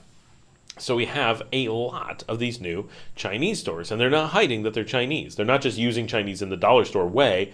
They're putting Chinese decorations and characters and styles and lamps and all kinds of things all over to make a big point out of being Chinese. And they're owned almost universally from China. So they're Chinese stores, right? We're not using that as a slang term. So you get a mix. Some of the places like China Mall feel like they have a much higher quality, and they're putting brand names on the shelves sometimes. And other places are like, we just got like a bin of umbrellas. We don't know where they came from. $1, right? Like that's. So it varies by the store. And some stores feel really nice, like the China Mall and the Mimi So's and Miniso's. Like those are nice stores. You like shopping in them. Super clean, super bright, well laid out, people running behind you, making sure everything's perfect. And then other places, like the ones here in Leon, a lot of them are just like, yep, here's just a million shelves of umbrellas. Knock yourself out. Natalie's here. Hey, Scott, this is Natalie. Eric and I are watching and enjoying the live. Hey, guys. Great to have you here. Luke says, shopping in Hinotega, and you may be looking for heating. I don't think you would. Kevin says, I checked yesterday, and the web says Messiah Volcano is still out of order, which, since its closure in March, have you heard anything different? I've not heard anything different, but we never do. Like, it's not a thing people talk about.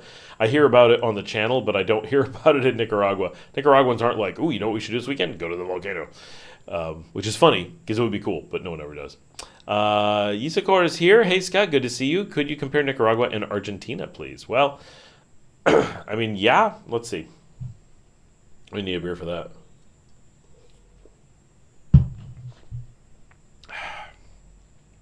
It is hard to compare Nicaragua and Argentina because they're so different, right? Compare Germany and, Mongolia. Well, everything's different. What do you want to know? Nicaragua is incredibly Latin American, incredibly Central American. It is the quintessential Central American country. What do I mean by that? I would say it has the least European influence of anything in the region. You feel an exoticism like you are as cut off from European influence as you're likely to get, which is still not that much, right? Europe was everywhere. Argentina, you feel like you're stepping into Europe, and they present it that way. They're like, yeah, we're part of Europe, just in the southern hemisphere and on a different continent. But when you're in Argentina, you're just like, wow, I could be in Madrid, maybe Rome, definitely a little bit of Paris going on, Marseille, right? Like you're just in Europe, and it's all like you imagine in Europe. Now, I was in Buenos Aires. I didn't go all over the country. Of course, it varies. In Nicaragua, I go all over the country, so I see a lot more.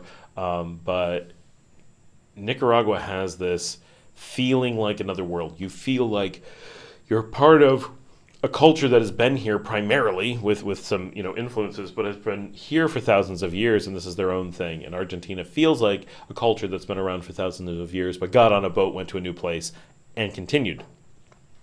They're both inexpensive. They're both safe. They're both really nice in very different ways. Things I like about Argentina, I love that it has a giant city.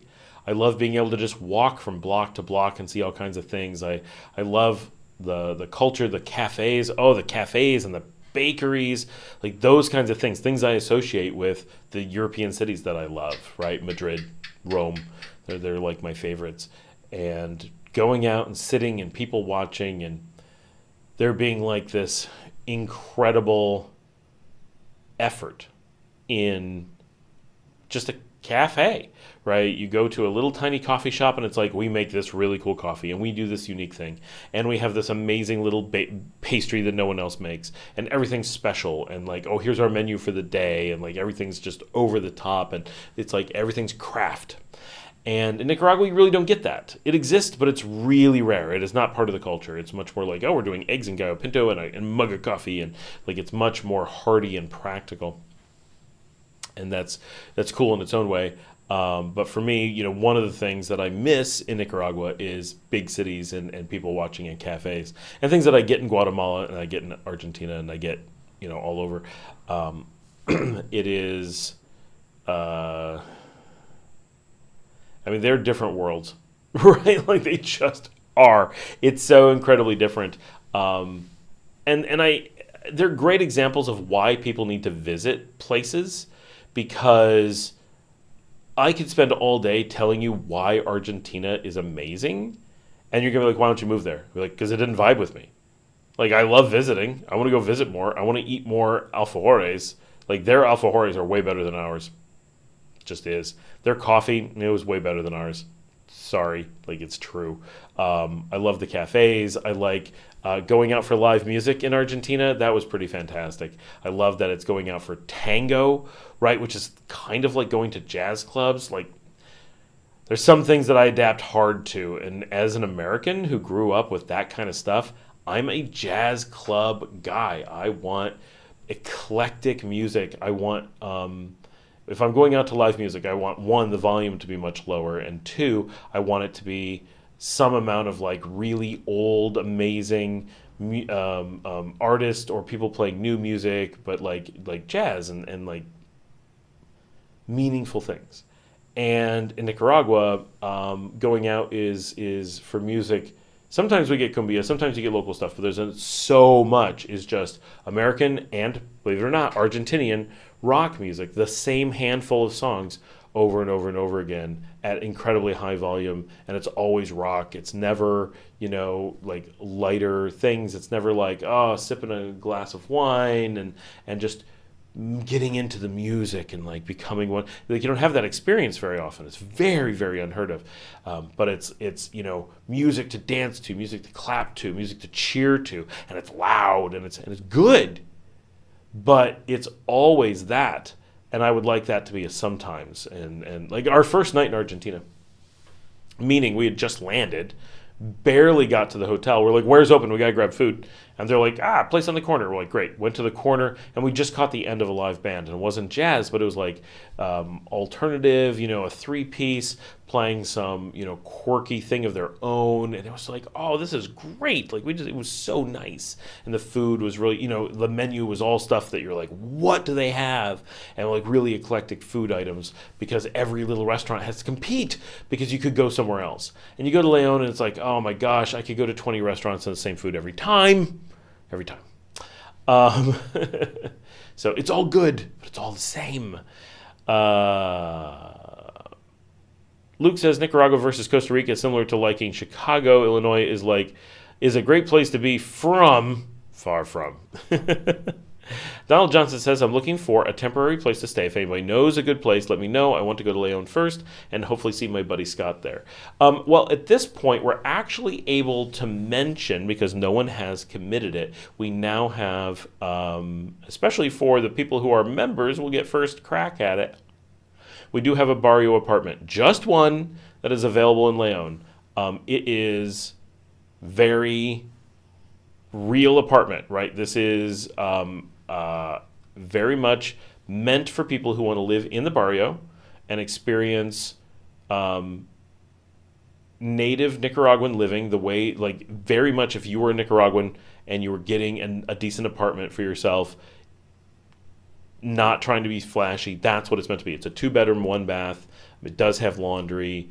It is in a really nice part here in Sutiava. So it's west side of Leon. So a lot of people who see like the area when I walk around, it's in this area. It's close to things. It's easy to get to the beach. It's easy to go to the market. It's easy to go to Dr. Coffee. And that's at the moment available. We're doing monthly rentals on it, but it's furnished. It's got a TV. It's got a small couch. Has 2 bedrooms, both with beds. It's comfy. It has air conditioning. It has a small kitchen. You can cook. Like, it's meant for experimenting with living like a Nicaraguan. And it's actually an apartment that was on the show one time. Someone was looking at it a couple years ago, and I was in there with them, and I'm like, this is a great apartment, and the person I was with didn't take it, so I like grabbed the guy and I'm like, I'll take it. So it's I like it. I use it sometimes, and it has fiber internet, has really good Teco internet, so it's set up for digital nomads.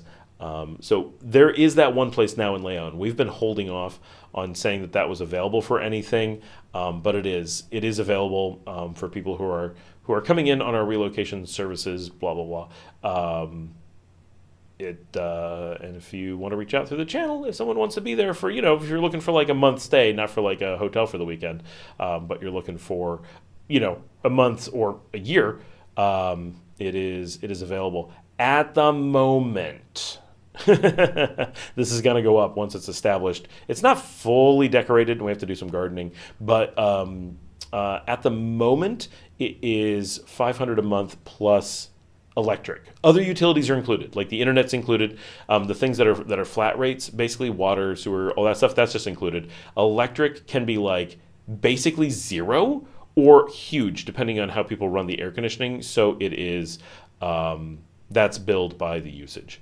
But other than that, $500 a month for a 2-1 in a nice, safe part of the barrio, but very easy to walk places. You don't need a car from there. You can get to the beach without a car, and it's right on the bus line. So you can go right into the city on bus or right out to the beach on bus with only like 1 or 2 blocks worth of walking. So did I say the apartment is free for members?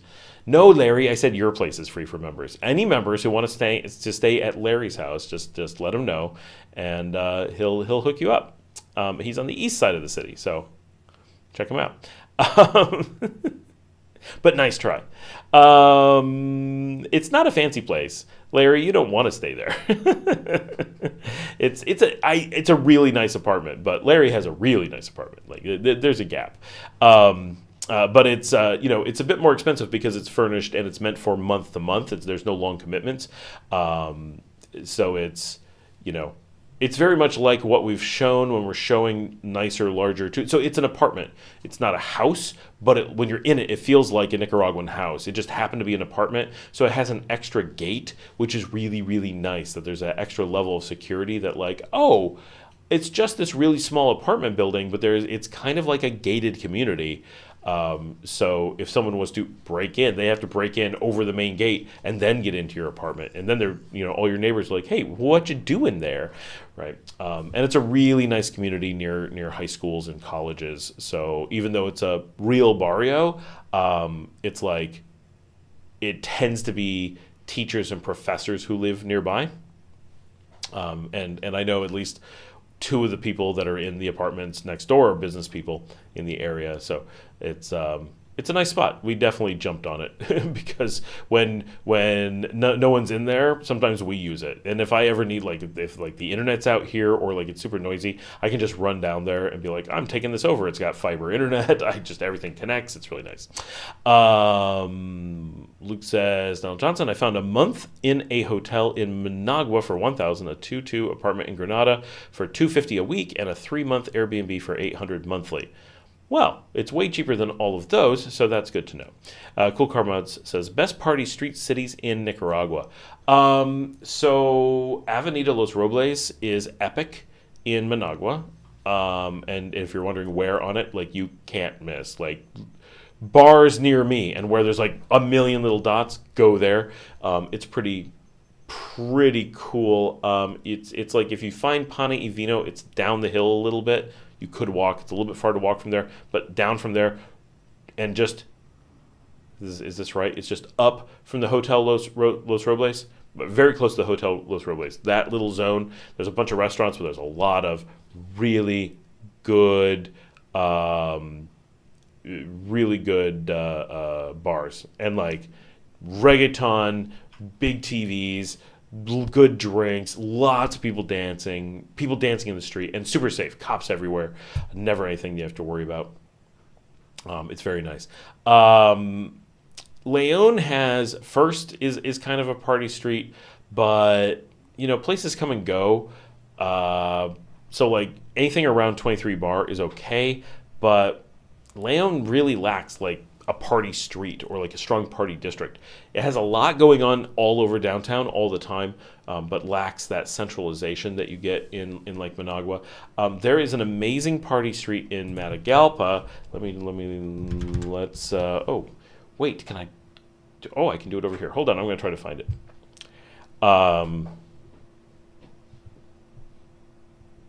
Alan says, so many bars there, you'll be hearing 3 or 4 songs at the same time at a really loud level. He means in Los Robles, and he's completely correct. They overlap like crazy. And if you go out on the street, it gets pretty wild. It's a ton going on all at once.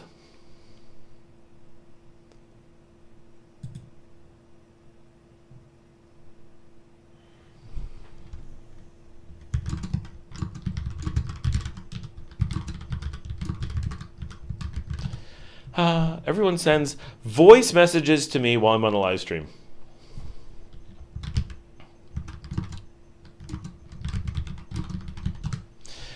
Okay, maps.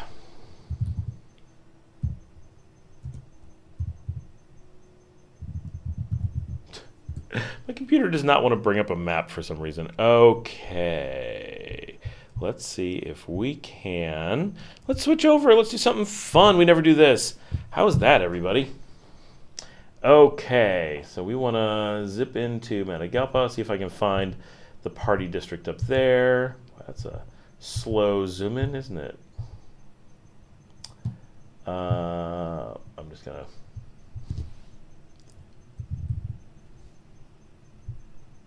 to... Okay, this street here... which is, I don't even know the name of this street. I don't think Google knows the name of this street. But this one right here, which has the Woods Lounge Bar, if we're getting close, there we go. Los Dos Carnales, Retro and Vintage, El Patio by Woods, Cervezas Cafe, Artesanos Bar, Woods Lounge Bar, Casino Royale, Blue Cactus, all of this, the Rock Bar, that whole zone is really, really good. Lots of bars and activity in that space. Those are really the ones I know. I don't know if Esteli has anything equivalent. I know around the stadium they have a little bit. Jinotega definitely has no bar club district. That's not a thing.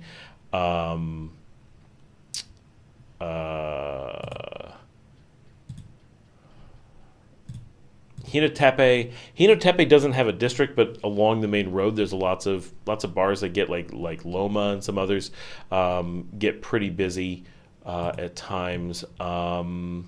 Granada, obviously.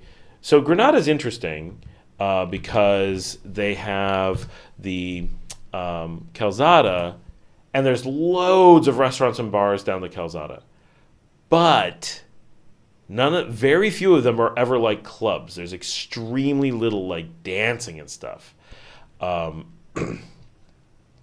So while it's easy to go out in Granada and enjoy it, it's not going to be like Managua and Leon or Matagalpa. I really don't know outside of those. And then obviously San Juan del Sur, everything on the beachfront is like that. Anybody know of any others? I feel like that's kind of it.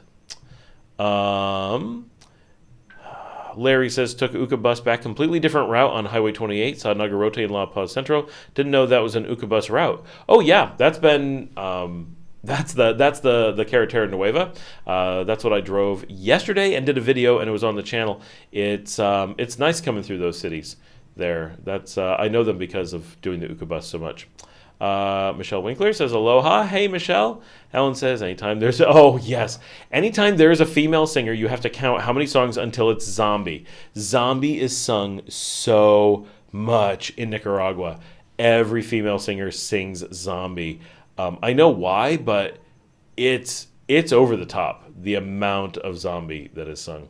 And I love that song, but holy cow. Tusk is here. Hey Tusk, how's it going? Alan says, good song, often done well, but very predictable. Exactly. Don's interested. Ronald says, are there places in Nicaragua where the weather is cooler and less humid? Cooler, yes. I don't know about less humid. So the mountain cities like Jinotega, Matagalpa, and Esteli are much cooler. I don't think they get less humid. I think they actually get more humid because we're not that humid down here. We're just hot. It's not the same. We're not like wet, sticky hot. We're just hot. We're not dry. It's not a desert, but it's not a humidity thing.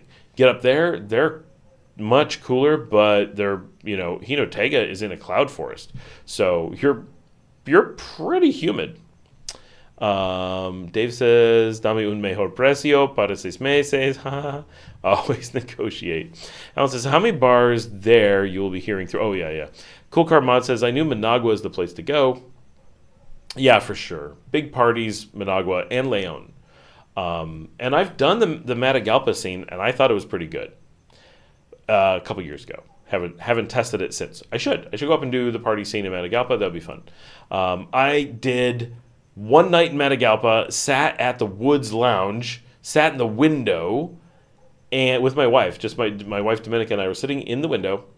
And the next day, someone broke down in Leon. So keep in mind, these are 4 hours apart from each other. This is not close parts of the country. And I was in the barrio, I was in La Barrio in Leon, and a car was broken down on the street behind my house. And so I walked by, and there's a woman standing out there. I'm like, oh, are you okay? She's like, oh, yeah, my husband went to get some part or something, right, like a jack, I don't know.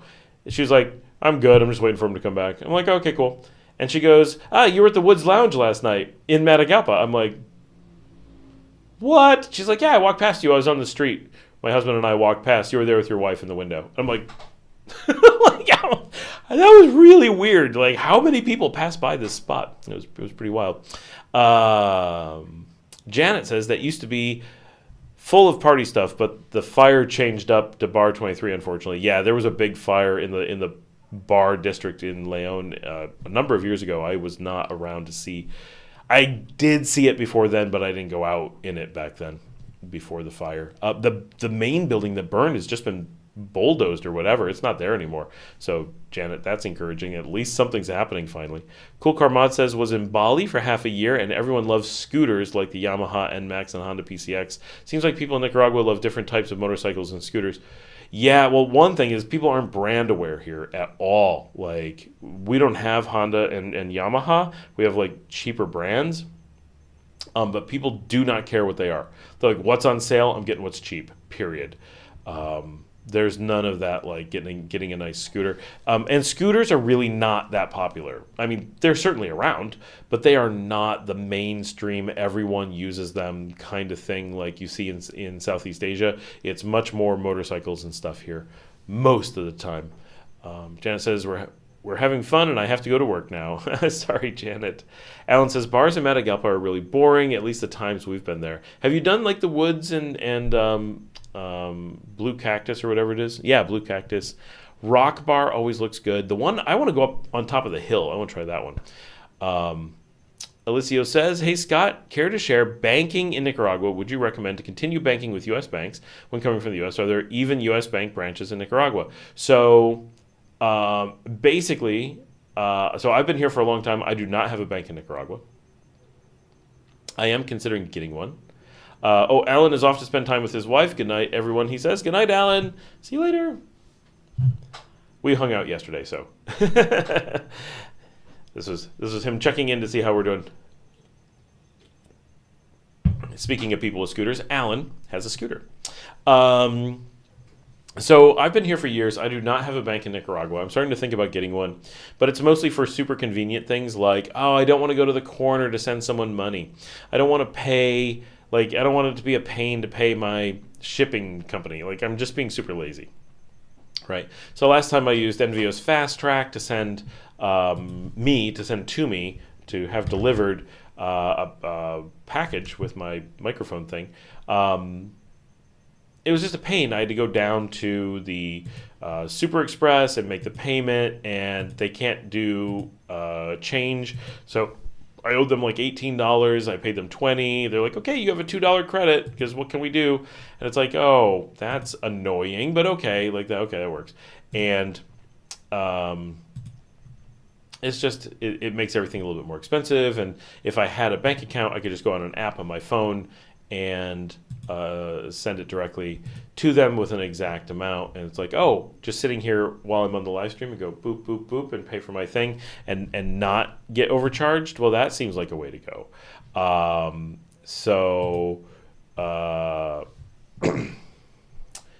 It's, just a convenience thing, really. But would you continue banking with the U.S.? Absolutely. You never move your money into another country when you move. That's not a thing you do. That is, I don't know where that idea comes from. If you move your money to a new country, there's so much risk with that, so many problems, because then your money is trapped in a place where you aren't necessarily, right? You're not going to be a Nicaraguan citizen, at least not anytime soon. And so the last thing you want to do is move all of you, imagine me, right? I'm not a citizen. Imagine if I moved all my money into a Nicaragua bank. So first of all, I'm going to pay to move all that money. And second, I'm going to do whatever thing the U.S. is going to freak out about and Nicaragua is going to freak out about. And now it's going to be sitting in a bank in a country where I'm not a citizen, right? Now I plan to stay here. I'm a resident.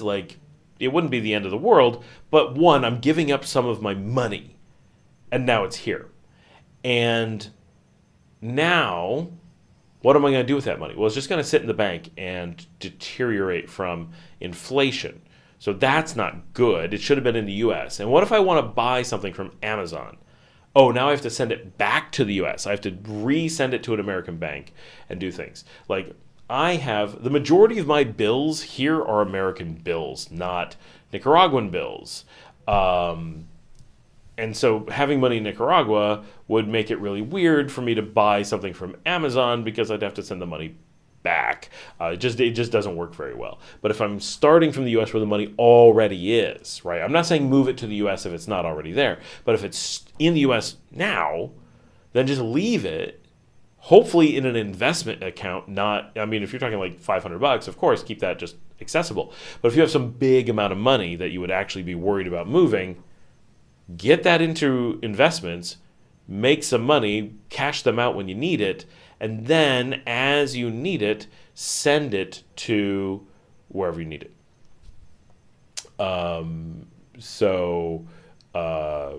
Just treat it as simply as you can. Remember, this is like one of those rules that people all forget. And someone actually argued with me about the other day. I'm like, this is not a thing to argue about. This is like very basic like truisms.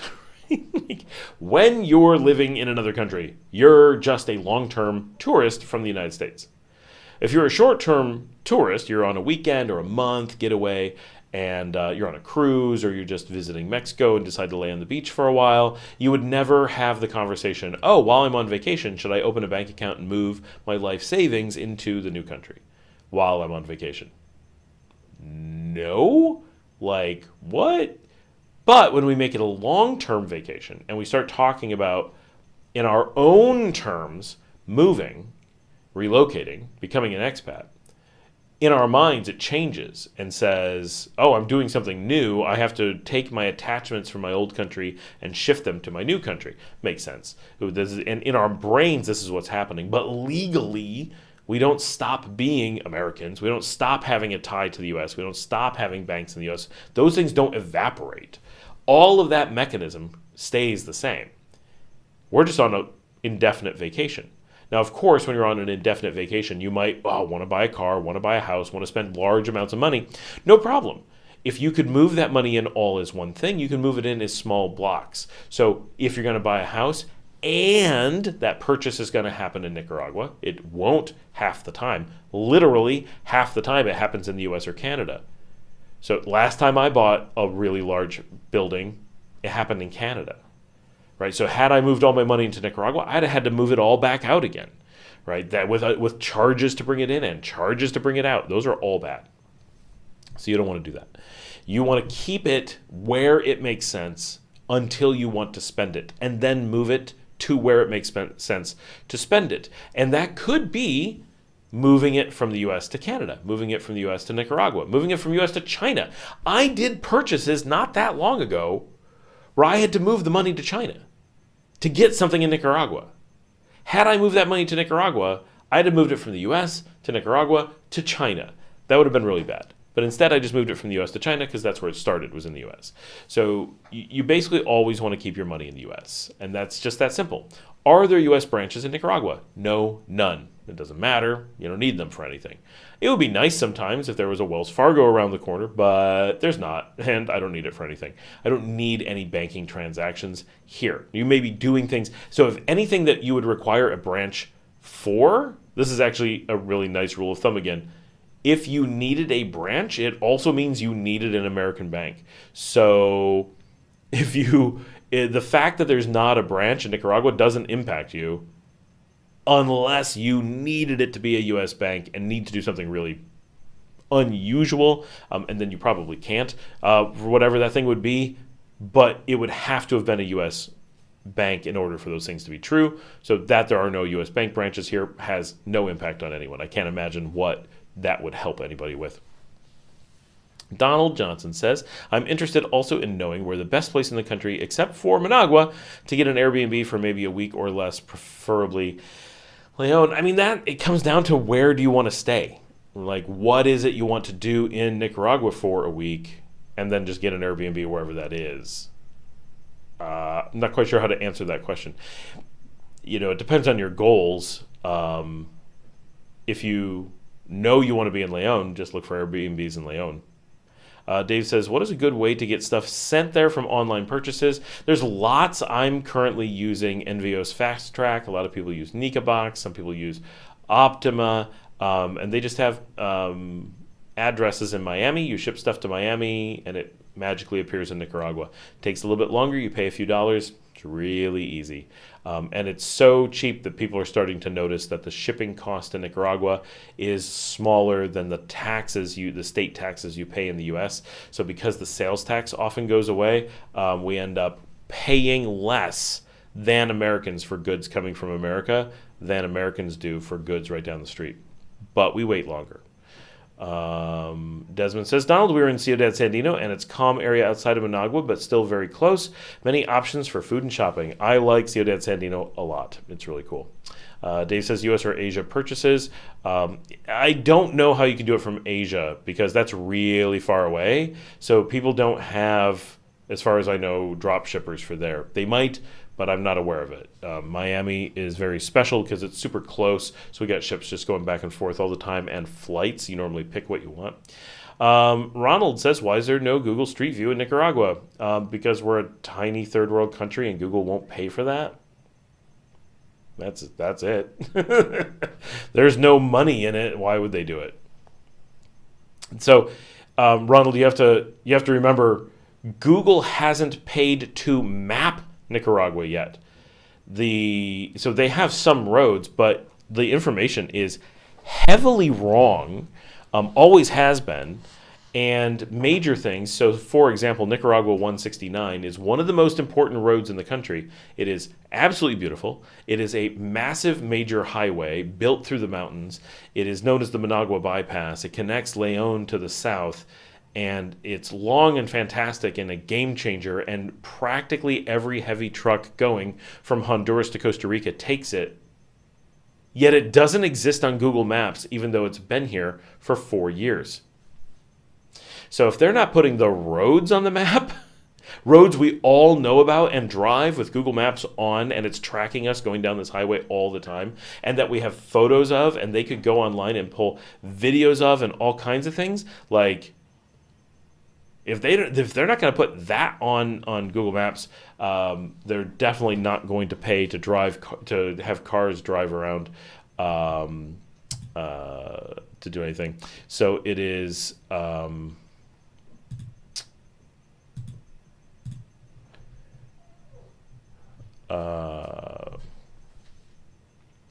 It's just not practical, right?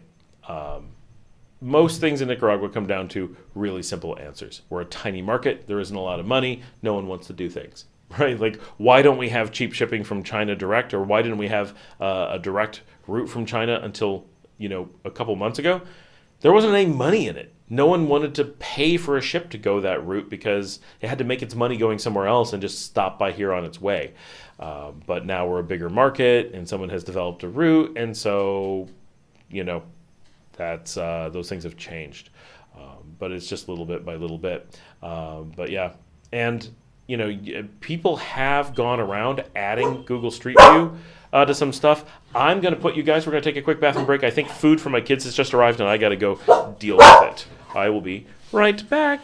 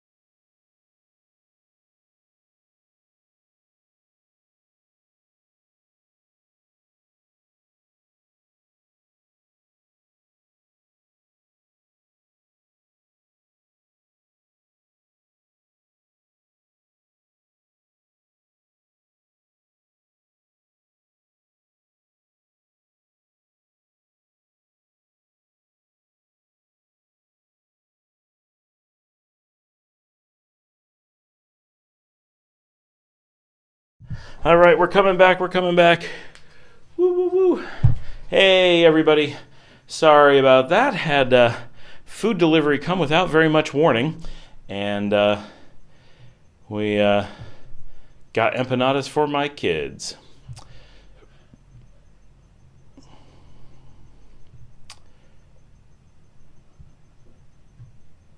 What are the top 5 bars in Leon? Will they be there in a couple weeks and can't wait? It's from Lana Noble. Hey, Lana. Depends what you're looking for, but bars you need to check out to kind of get the feel of what Leon is about. 23 Bar for sure. That's the dance club. I wish Janet was here. She'd have some input. I gotta move the. Oh, I gotta get the dogs. My gosh. Not having someone to help me with the doors here is a problem. Come on.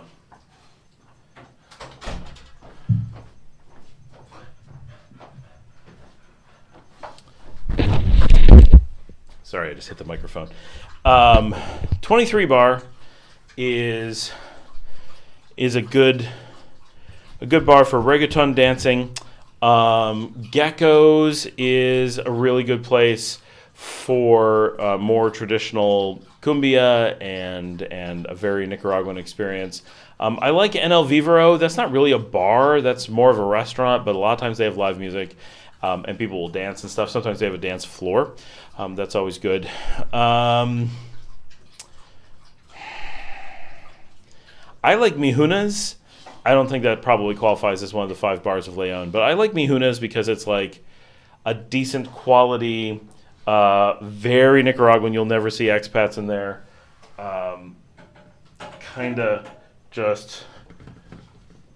It's just a very authentic place right in the middle of the city, as opposed to like the 23 Bars like a university club, and Gecko's is like a specialty thing. Mijuna's is just kind of like we're just a Nicaragua bar. This is who we are.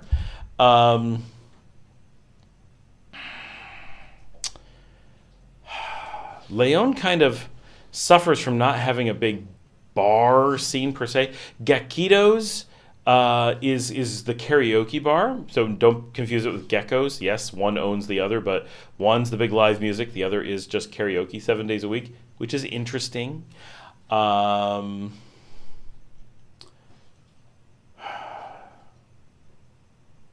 I've actually never been in the Snake Bar, but it's kind of well known. La Fabrica is a decent bar. If you're looking for like quality drinks, Sundance is going to be the best. It doesn't have like a bar vibe, but they have nice drinks and good food. We like Sundance a lot. Barbaro, not called that because it's a bar, is a nice place, but I don't really think of it as a bar. I think of it as a restaurant. Leon really has a big restaurant scene. There are bars sprinkled throughout the city, but they're not for tourists generally, right? And so it's a bit different looking at it from a bar perspective. What do you want to do at the bar, Lana? I guess that's the best way. Do you want to go and eat and have some drinks? Do you want to go and listen to live music? Do you want to go and dance? That might be a better approach to it. Donald Johnson says, I want to look around for a permanent place. Yeah, thanks to all the people who made suggestions about where to stay. Definitely do your best to decide on the spot you want to stay, and there'll be something you can find if you're looking for that length of time. And honestly, hotels are not that expensive. It might be worth just getting a hotel. Kind of like last week on the show, we discovered that crazy hotel in Jinotega. Some of those cool places are out there. Give them a try. Find out what the prices are. I think you'll actually find a lot of places are not that much different than an Airbnb. The Airbnbs are often fancier, but the hotels have some amenities, right? Like people to deal with stuff for you. You know, and like 24-hour security, and just sometimes it makes life easier. I like Los Balcones in Leon. It's downtown and not very expensive, so that's that's always a nice way to go. I'd have to look up. I don't have any clue what the prices are anymore. I haven't stayed there in years, but it's a nice location, easy to deal with for a lot of things. Trying to track it down. Oh, here, let's just switch over since we can. Let's bring up a map.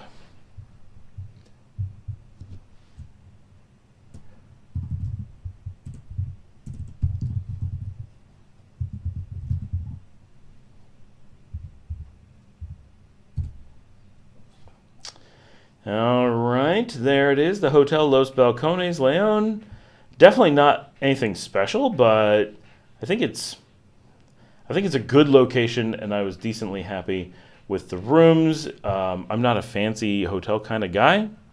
Why aren't dropping Nicaragua as a reference for the club scene? Definitely check out Nicaragua, obviously, for the club scene with new Nicaragua membership options coming any day. Not membership, like just the ability to have an account and follow people. Okay, the Hotel Los Balcones. I do not remember these prices being this high. These are not terrible, but they're on the high side. Hold on, let's bring this to something people will recognize. Oh, that was the language. I meant to change the US dollars. So prices are, let's just pick some dates for somebody. If I can find, here we go. Do a random search. Coming up soon. Oh, okay, these are not that bad. $51, $56. If you're doing it farther out, you can probably call them and not do it through booking and get better prices. But that's a decent place and right in the heart of the city, which is a big deal. Oh, La Marcelita is here. Hi, Lana. It all depends on what you're looking for, but every Friday at Via Via, there's good music. Yep, great example. Hello, Marcelita. And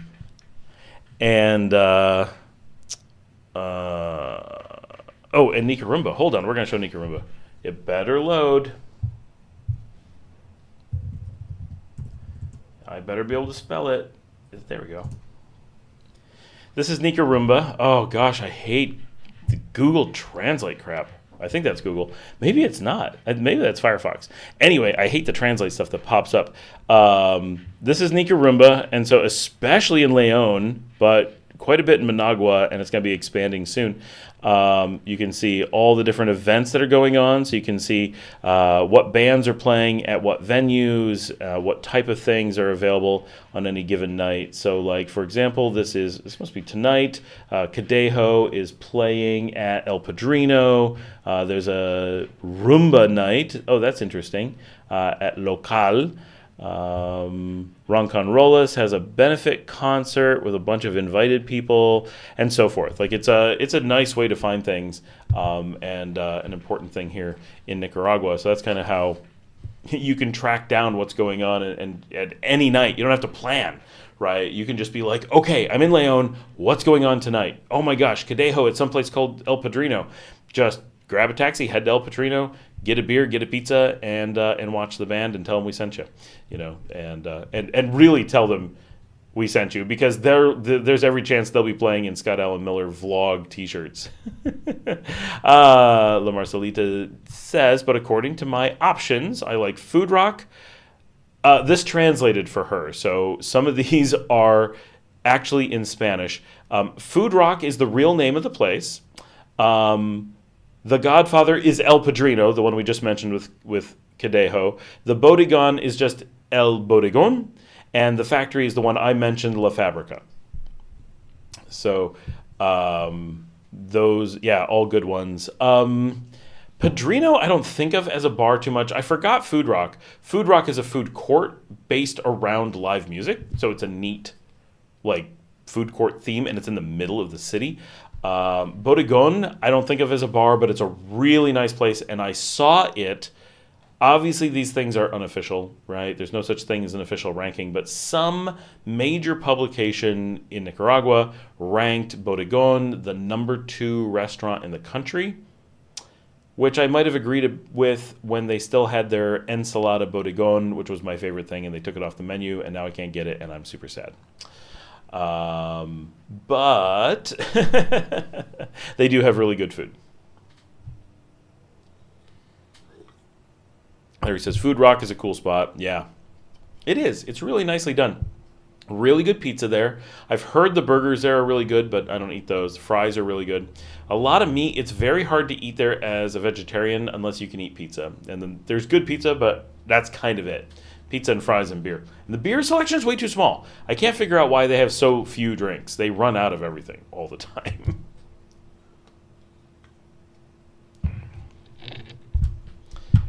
But it's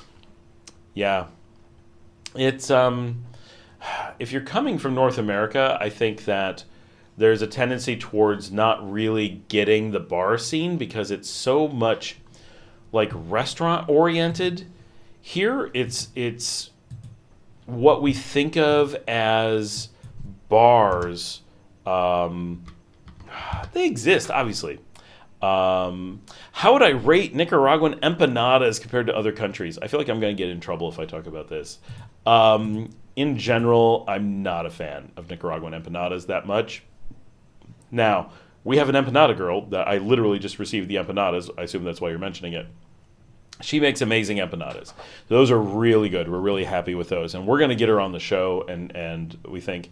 And La Marcelita said that we're going to talk to her and be like, we're going to show making empanadas on the show because they're so much better than everyone else's empanadas. If I get them on the street, they're not that common, really. It's not like in Argentina where empanadas are like the street food everywhere. It's not like that. They are a common food here, but they're not. It's not on every corner. If I get empanadas on the street, first of all, very hard to get vegetarian. But when I get them, I'm always like, it's kind of not my thing, and I'm just like, no, it doesn't really do it for me. But hers are in the Nicaraguan style, and they are very good, and I like them. My kids like them. They're a pretty solid every time they're making them. They just sent me a note. They're like, we have empanadas. And I'm like, I'll take a bunch. And we save them and we eat them for days, right? They go in the fridge and then we just air fry them. And my wife actually thinks they're better the second day because the inside has sat and then you air fry it and it's a little bit crispier. So they're really good. But they're bigger. They are heavier. Like a lot of things here, like the tortillas are heavier here than in like Tex-Mex cuisine. The empanadas are heavier than in Argentinian cuisine. Everything, tacos here are much heavier than in Mexican cuisine. There tends to be a heaviness to food in Nicaragua, which can be a good thing. But empanadas are not an exception to that. They tend to be a very solid, heavy food here. And I feel like when I'm in Argentina, now, I don't eat that many empanadas, but when I do eat empanadas in Argentina, I feel like they're a much smaller, lighter, snackier affair. Here, they're like, my meal is empanadas. And there, it's like, oh, an empanada while I wait for whatever I'm gonna eat. The Argentinian empanada game is strong, right? Like, there's no doubt. They make good empanadas. And so... Oh, Luke says, you need to list all your vegetarian favorite locations for a veggie crawl. I do. It's tough, especially as Nimu, which was also, I think, La Marcelita's favorite vegetarian restaurant, is gone. That was super sad. Very, very sad. Yes, Luke, I need to do this. So I just had a portobello burger at Muggs that was amazing. I really like mushroom stuff, and it's not that easy to get here, which is sad because we're a leading mushroom country, but Nicaraguans have like lost the taste for mushrooms because it's a traditional food that they used to eat before the conquest, and now basically no one eats mushrooms. They do, but like canned mushrooms, nothing special, and they're not coming from Nicaragua, which is ridiculous because Nicaragua produces, like second to Guatemala, some of the best mushrooms in the world.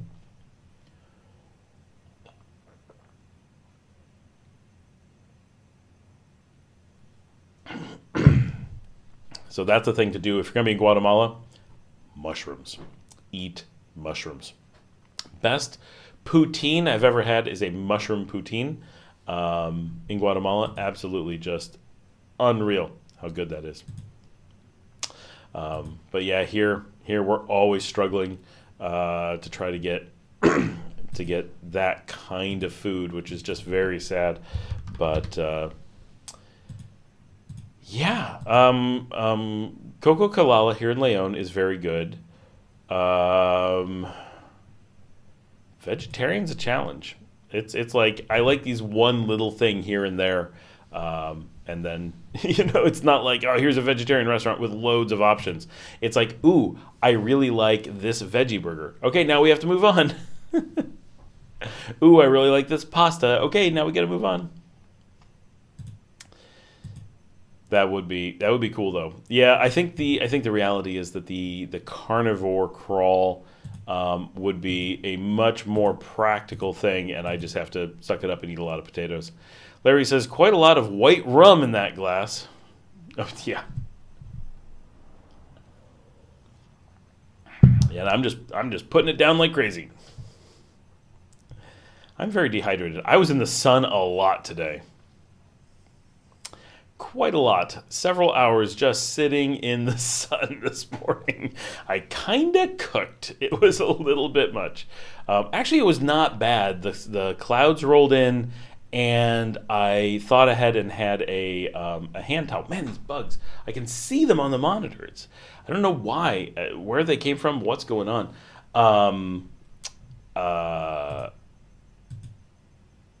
But I thought to have a little like rag with me, and it made all the difference. I was just comfortable like the whole time. Casillos are vegetarian, and I like them a lot, and we will definitely show them. Hey, John, how's it going? Yeah, I do like Casillos. We've shown them on the show before, but I need to go out to Nagarote and do like a Casillo crawl. That sounds like a song, like an old country song. If you drink, don't drive, do the KCO crawl. Maybe it is rum, Larry. Maybe it is rum. But yeah, Casillo crawl would be really cool. We need to do Nagarote. We need to do a big thing there. By the way, speaking of Nagarote, this is a watch how my brain works. Casillos come from Nagarote. So we need to do a show in Nagarote. Nagarote is famous as the cleanest city in Nicaragua. One of the reasons that people like it so much. That reminds me that the campaign for litter-free Leon has begun. There are banners all over the city. Love your country, keep it green. Leon promoting the new clean city of Nicaragua, and on and on. All over the city, they've got the stuff up. So I took a picture of one, but it's like through like really far away. I'm gonna try to take some pictures and show them on the community tab or whatever, so people can see it. But that's it's happening now. This is the beginning. People can't be expecting a rapid turnaround, right? But it's got to start somewhere, right? I remember when this stuff started in the U.S. when I was a kid, and it was like, oh, you know, keeping America clean is part of loving your country, and respect your country, don't litter and all that stuff. And that's where it's starting now here. So let's hope in 5-10 years that we see the same kind of results that the U.S. got in the late 1970s, and we just need the weeping Indian, and people will be on board. So fingers crossed. But that's, you know, we needed that first step to happen before we could do anything else. Luke says, I can see you doing a media blitz petition to get the BK vegetarian location in CR to open up a shop in Leon. No kidding. That would be amazing. I definitely crossed my mind to talk to them about franchising. But there's so little that people eat BK or BK veggie. Here, there was a BK Leon, and they didn't make it. They pulled out, and that they sold meat. So... Not likely going to make it. Larry says, saw 1 million Casillo places in Nagarote yesterday. Yeah, my favorite is Bone. Says you're coming by. It's on the west side of town, on the north side of the road. You have to turn in. They got a big parking lot. Oh my gosh, is it good? Everyone's like, I want Casillos. What is this thing? Casillos are wild. We got to do a video. Maybe La Marcelita is paying attention, and we need to track down some places that will let us into the kitchen and show us making Casillos. That would be an amazing video, showing the making of Casillos.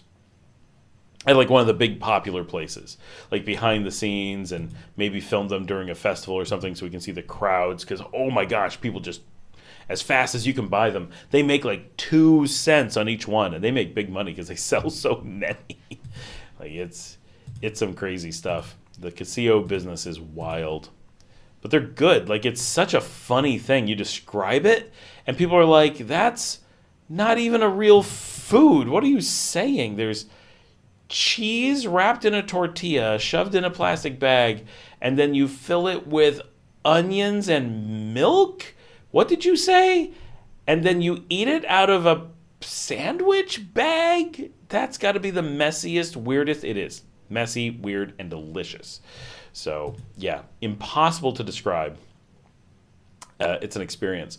And I do have to say, so he dropped off, but we were walking the streets of Managua 2 days ago, and Alan got a Fanta as we're going down the street, just an orange Fanta, and we're out on the street. They wouldn't give him the glass because they won't let you leave with a glass bottle because you could break it and not return it.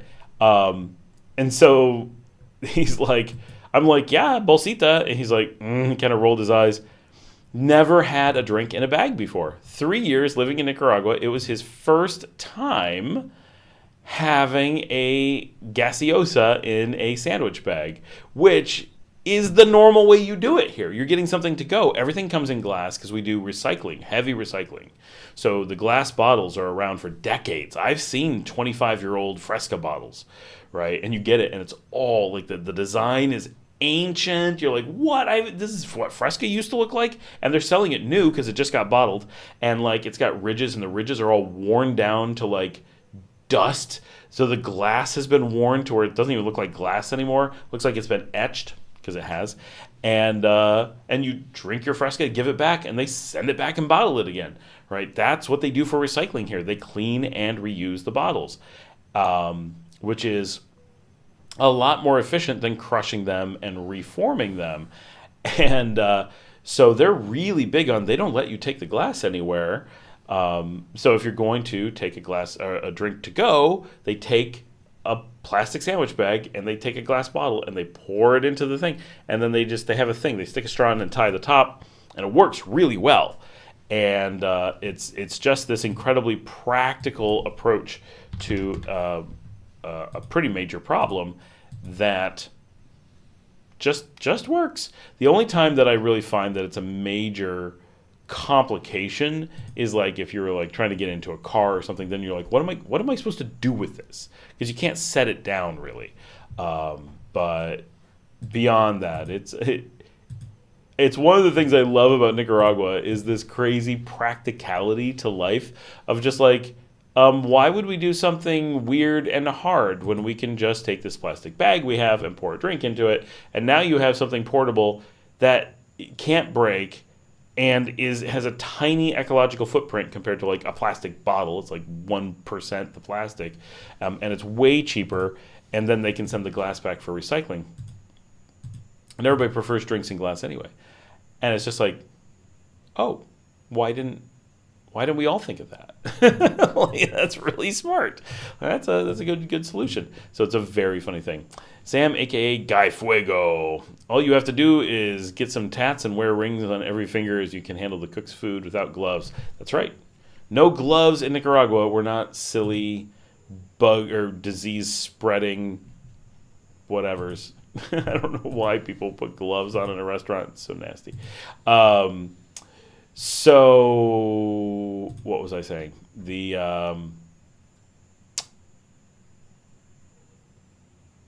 Guy Fuego. I need to get a wig with tips. Live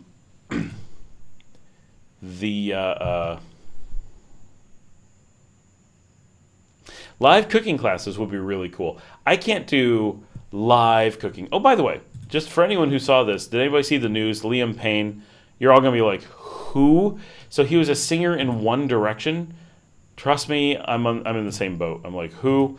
But I think the hotel that he plummeted to the street from yesterday in Buenos Aires is one that I filmed. It was just a couple blocks from where I stayed. He stayed in Palermo, Hollywood, on Costa Rica. I stayed on Paraguay. So it was like 2 blocks up and like 1 block over. And when I did my walk up on Dorrego, I basically went past the hotel on Costa Rica. So I may have filmed it just days before he was there and jumped out the window or whatever. What about coffee to go? I assume they have paper cups or something. I rarely get coffee to go, but yeah, they have paper cups for coffee. Coffee shops are different, but places on the street with soda is different. RAV4 or 4Runner in terms of popularity, resale value, if I know. I don't know. The RAV4 is definitely the more popular because I've seen those and I haven't seen the 4Runner here.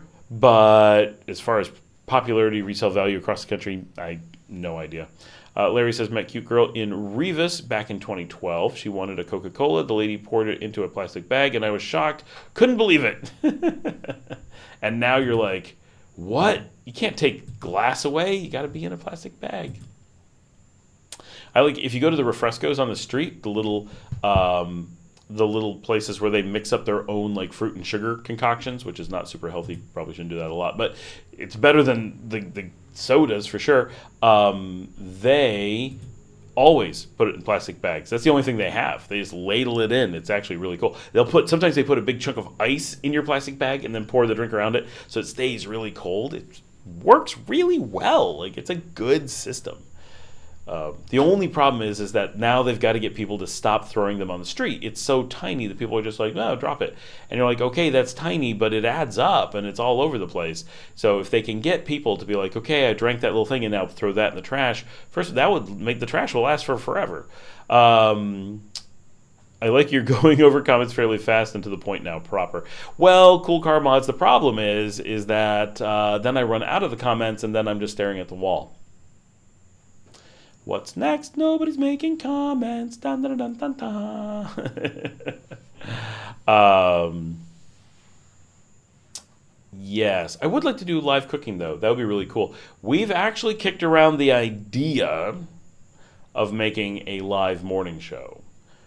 Can't quite do it now. Clearly, today is a great example that I'm so busy I couldn't possibly be involved. Like, my gosh. But I feel like making a live Nicaragua or Central American morning show that is YouTube based could be a really cool thing. And like a morning show where, you know, cute speakers sit around on couches and discuss, you know, concerts and food and the latest gadgets or whatever, and the weather and that stuff like morning shows do. Right, and but just have our own studio and do some live cooking, because cooking segments are really cool. I think that stuff would be neat. Definitely a possibility, but doing doing it once a week wouldn't be so hard. Doing it constantly doing it every day or whatever would be very hard. But if you don't do it every day, you kind of need it at least Monday through Friday in the mornings so that people are like, it's Monday morning, I'm having breakfast, I want to watch this show kind of thing. But it would be fun. I've always wanted to do a morning show. I always thought that would be a neat thing. Cool Car says, I really hope we get to do some meets all together with kids, you and other subscribers, viewers that are moving to Nicaragua. My kids would not be down for that, just so people understand. My kids do not like meeting people, and they hate that I have this show. It's very hard for them. They're like, people know us, and, you know, we're not social, we don't go out for things. Getting them to meet the neighbors is hard. It's tough. But it would be cool to do meetups. That would be really cool. Yeah, my kids are so antisocial, and it's not because they're in Nicaragua. They were like this in Texas. They were like this in New York. They've just always... There was a time when we lived in Spain and Italy, like that era, they would go out and just meet kids on the playground, and they would just go and hang out and like leave me. They'd be like, oh, we're off with all these kids, and we just made fun. Larry says, you and young Paul can do a Chef of the Future store on morning show, just like the Honeymooners. Chef of the Future store. I see. I get it. Wow, the Honeymooners. I haven't seen that in forever. I was reading a wiki thing on it not that long ago because I download some old shows and keep them so it's easy to watch. And I was like, should I get the Honeymooners? And the answer is no, I shouldn't. But I do have like all the old I Love Lucy's and stuff. Speaking of old shows that aren't really that old, that are coming back, how many people noticed that Wizards of Waverly Place is coming back on the air? That was the right age. So like my nieces used to watch that, so I used to watch that stuff with them. So I was actually a Wizards of Waverly Place fan. It's got, what's his name, Dom DeLuise's son in it. He was always really good. From Third Rock from the Sun, for those who are old enough to remember that. Welcome to Earth, Third Rock from the Sun. It's all about putting them in that situation and getting them accustomed to meeting new people. All depends on what you want a parent and what you want as a parent and them, a mix, I guess. Yeah, to some degree, they do make friends. The thing is, they make friends with adults. They're not really big on hanging out with kids, just because they kind of never have. And I'm the same. I grew up always hanging out with adults. Not that I couldn't make friends with kids, and they do, and they play with their cousins, and they have some friends. It's not like they're completely antisocial, but my morning show will not include traffic report via drone footage. Well, that's just ruining everything, Luke. The traffic's always about the same anyway. Yeah, they're. It's funny.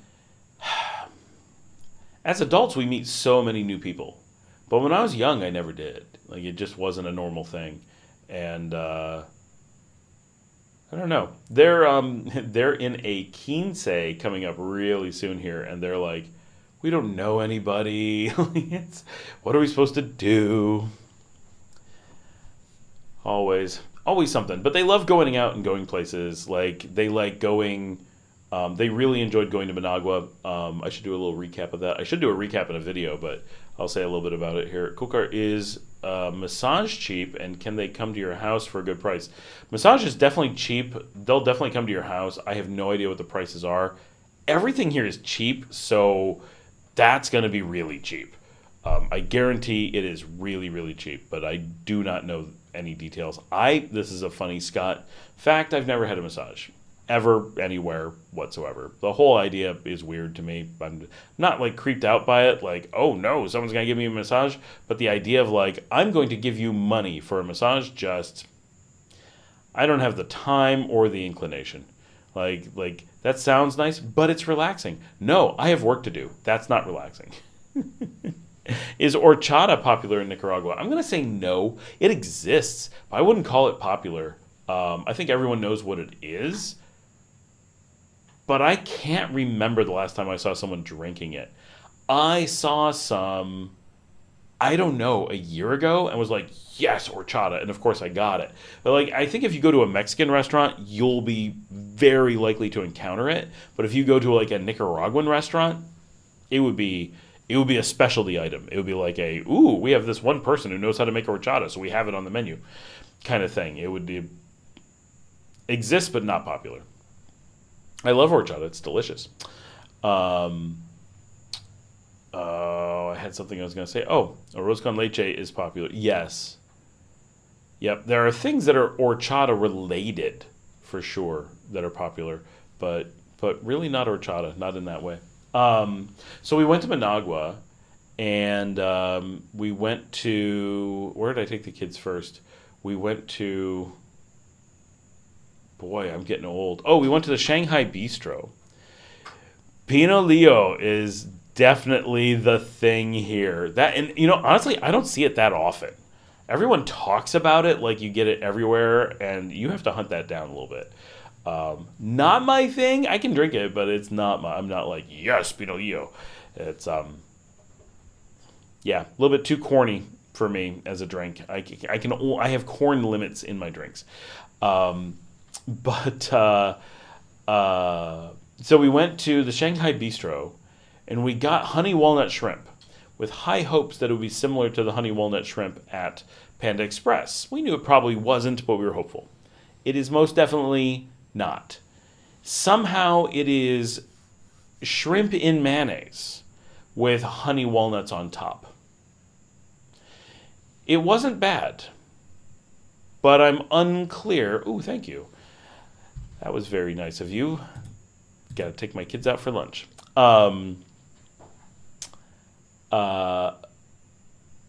don't know when I actually want mayonnaise on my shrimp. And they have a lobster in mayonnaise as a thing. And this is a really fancy restaurant. This is a very expensive, very fancy restaurant. So these are not like, I don't know what to do, so I put some mayonnaise on shrimp. It's not like that. This is like an attempt at a fancy thing. And I don't know if there's like an area of China that does this, and this is like super authentic, or this is a Nicaraguan thing. This is just how Nicaraguans view Chinese food. I don't know. But it was not what we were expecting. We were not expecting anything particular, but this definitely surprised us. I was not a fan. My daughter who ordered it was like, "This is okay. It's not what I was hoping for, but it's not so bad." But it was. Oh, thank you.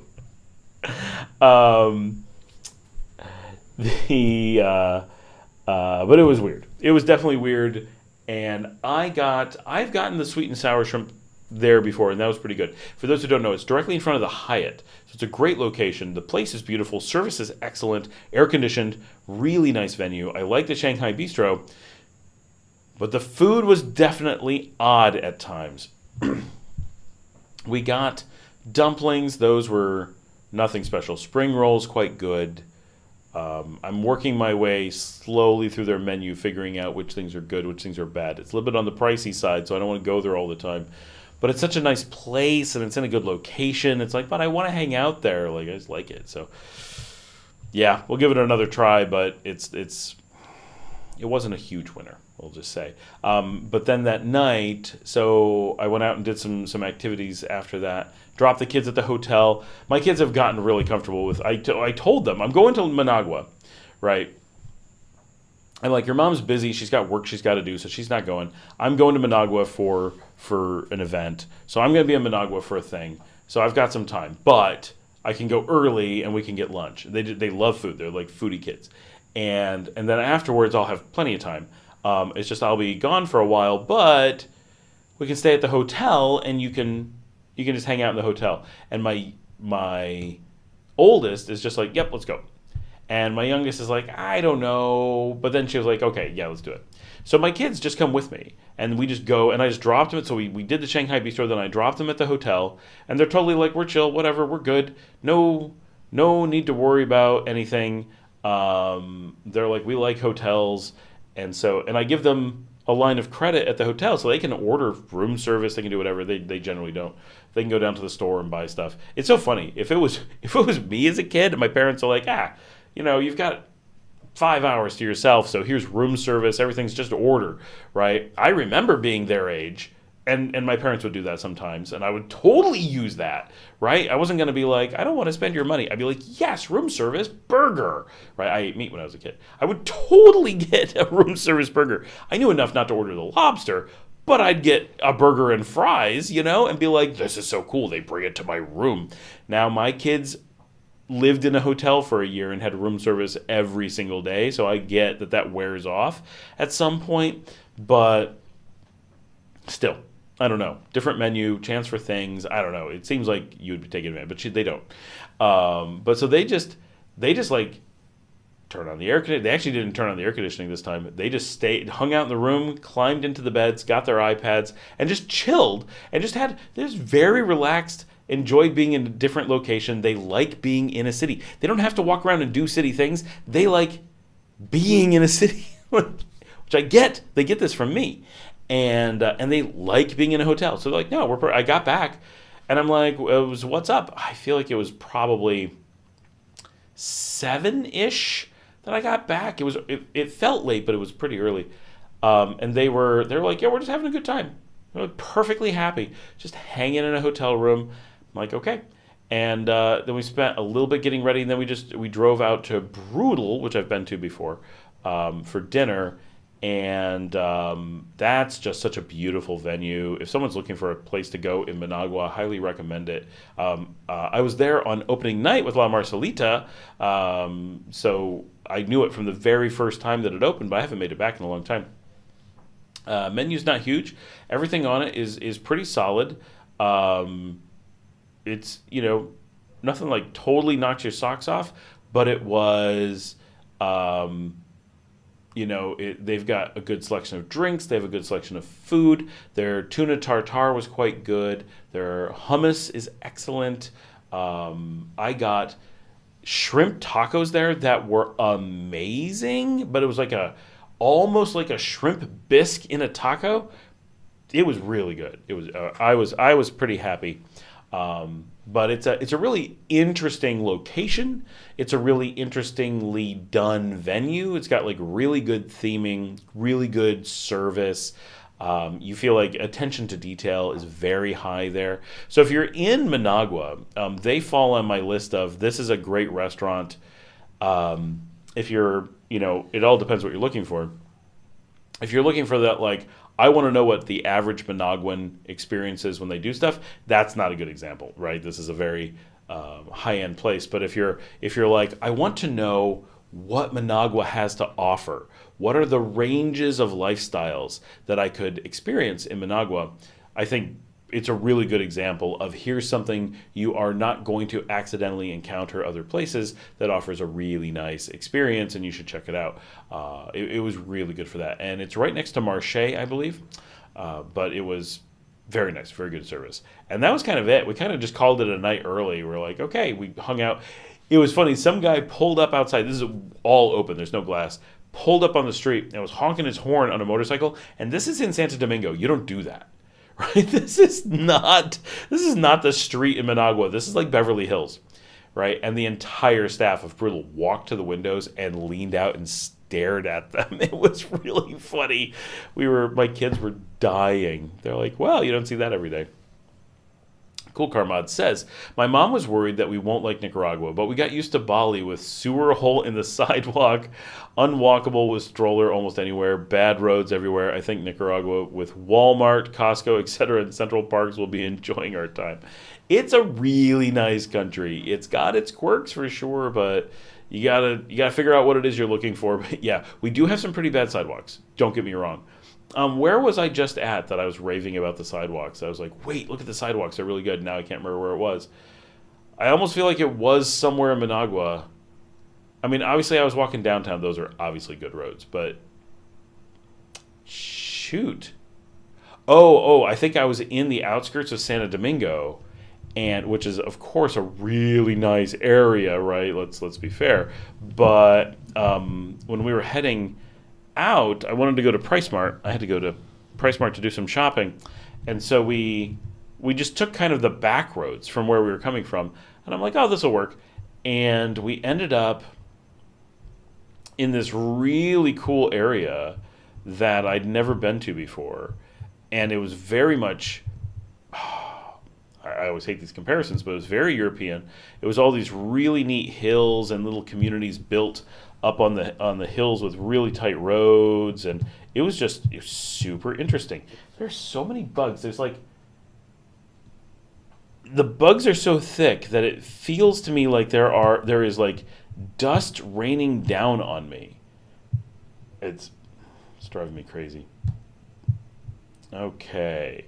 The area we were in, I think, was actually Las Colinas, which makes sense. And it was just ridiculously interesting. I'm going to see if I can... there's a spot up there called El Mirador de Santo Domingo. The Iranian embassy is in there. Oh, the Venezuelan embassy is in there. It's a neat area. It's behind Vivian Palace, behind Madrid, that kind of area. Really tough streets to navigate for sure, but it was amazing. Really, really cool. Here, I'm going to show you guys on a map. So this area, this is the Carretera Messiah right here, and this is Vivian Palace, the H on the map. And so this road, 82, coming through here, kind of cuts through the middle of it. And this area, which maybe Larry knows, is this Las Colinas or is this just part of Santo Domingo? I'm not sure. But it's full of neat houses and quirky streets. You can see everything just twists and turns through it. And there's a lot of trees and a lot of elevation changes, but tons of really nice residences. There you can see Venezuela's embassy right there in the middle. It was amazing. And there were like cool restaurants and stuff kind of mixed in all over the place. Like it was really cool. Cool Car Mod says, I'm going to get bug screens there for sure. Girlfriend doesn't like bugs whatsoever. My daughter's like that. She has to be behind a screen all the time. Normally, I have no bugs in here. This is really weird. Like, I'm indoors, and there's just some weird bugs flying. They're not, like, doing anything to me. They're just bouncing off of me and flying in front of my face. It's weird. Quite a few embassies there. I used to ride my other ATV there. Lots of curvy roads. Cuban and Jamaican embassies. Makes sense. It's beautiful. My kids are like, we could live here. Like, this is nice. Dale says the video the other day that I did on the east side of Leon mentioned the sidewalks. That must be it. That was, the sidewalks around the school there. Yes, thank you, Dale. That is where I was. Those were really impressive in an area that you would never expect it. Janet says, and there was a barrio just in the western edge of Sutiaba you went to a week or two ago that had good sidewalks, I think. The western edge of Sutiaba. Oh my gosh. It must have been Via Democracia.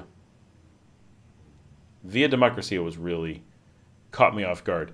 I suppose Los Jardines also caught me off guard, but more in a people selling drugs and getting lost in the jungle kind of way.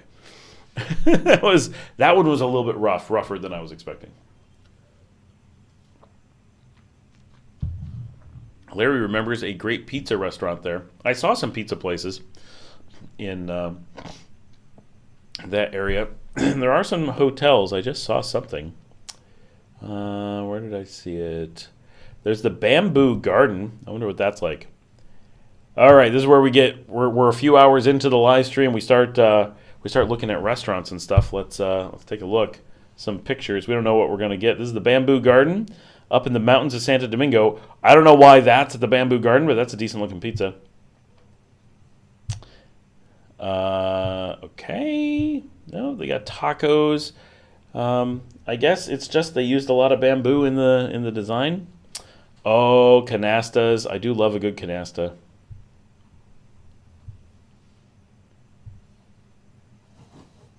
It's a very nice modern looking place. There's a lot of places like this that you're like, okay, I know these things exist in Nicaragua, but how do I find them?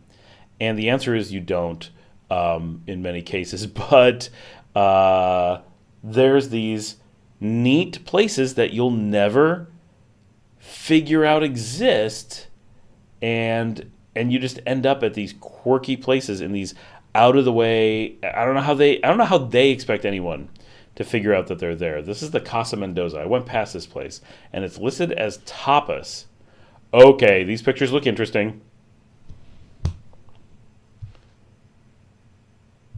So this looks like it must be a Spanish restaurant, which Casa Mendoza would imply that. Cool Car Mods, I'm going to eat out every day.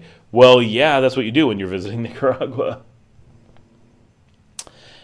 Alicia says, thoughts on pescado a la tipitapa? You know, actually, I don't think I've ever had tipitapa style fish.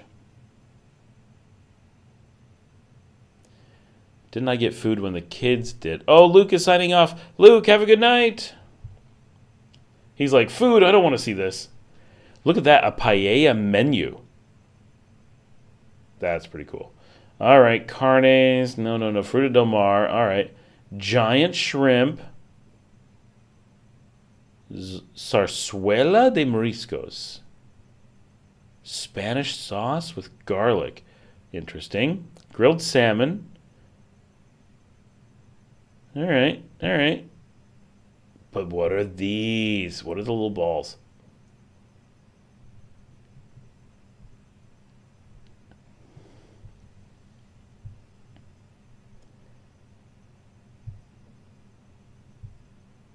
Yeah, Managua has so many hidden gems.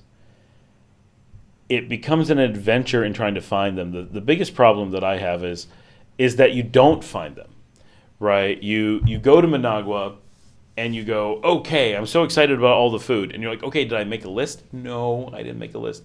Okay, where are we going to go? I don't know. And you have a list of places that you go all the time and you really like them. And you're like, great.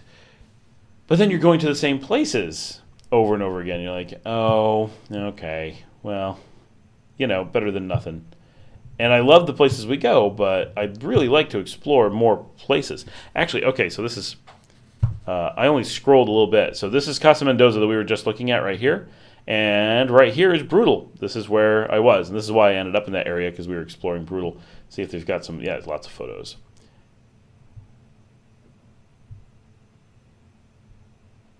See if I can show you where we sat. They do drinks in the monkey heads. I've seen that. Grilled octopus. I didn't get that, but it did look good.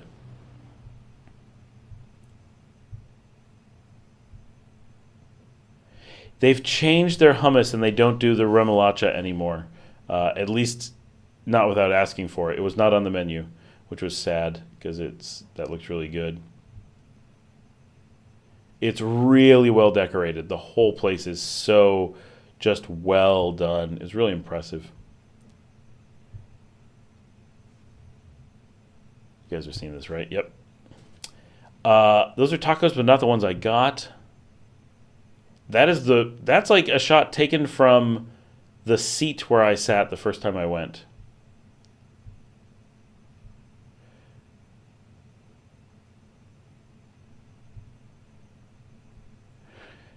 Dale says, like Jimmy mentioned at the beginning, it feels like the 1980s in Nicaragua, so restaurants thrive more on word of mouth than advertising unless they have a presence on social media, but that's hit or miss.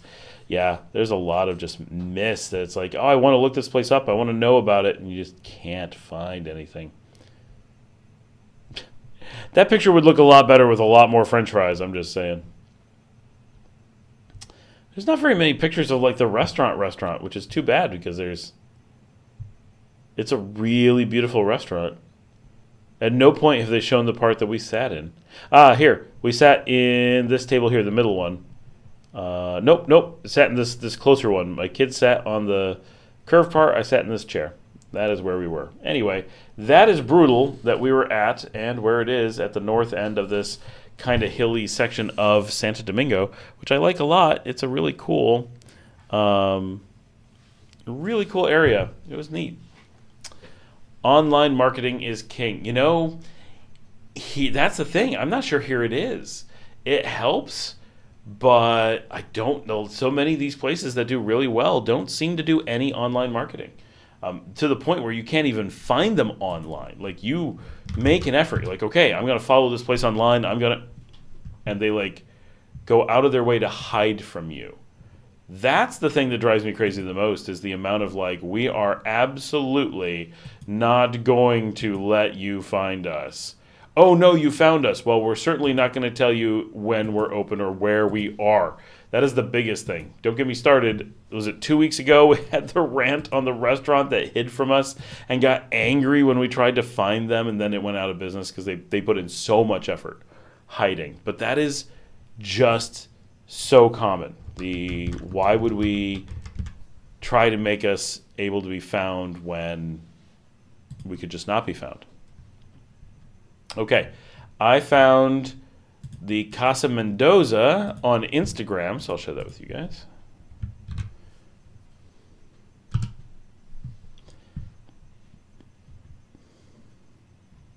And definitely looks like they've got some things going on. Yep, here's one of our tapas. We're not going to tell you what it is. Never information.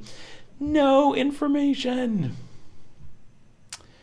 When looking at Google Maps, if a phone number is listed, is it safe to assume that's a WhatsApp number? Oh, I'm sorry. Yes, it is safe to assume it's a WhatsApp number. It won't be 100% of the time, but that is the assumption. Because, and once you realize this, it really does help explain why it doesn't mean a phone number, is because even now, right, I was with Ida yesterday, and she needed to use my phone, and she was unable to call her daughter because her daughter has Claro and I have Tigo. So we can't call each other. We don't have calling between us. So if you list a phone number, 50% of your audience can't call you. Only if it's a WhatsApp number can they call you. Now, if they list two numbers that are clearly with like one's a 5 something, one's an 8 something, one's Claro, one's Tigo, and it is almost certainly a regular phone. But that stuff has all gone away. That's like old real estate listings that have just, they painted on a wall and it hasn't washed off yet. That's where you see that stuff, really old businesses. But all the modern stuff lists one number. That's because it's WhatsApp. So that practicality, that it only works if it's WhatsApp, there's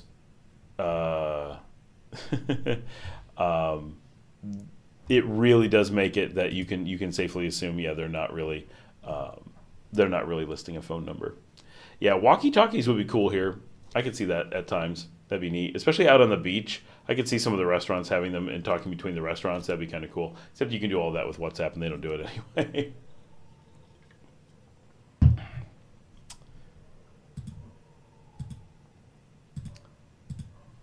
I feel like I had a big lunch today, but I honestly can't remember what it was. Oh, now I remember. I had fish tacos. It was good.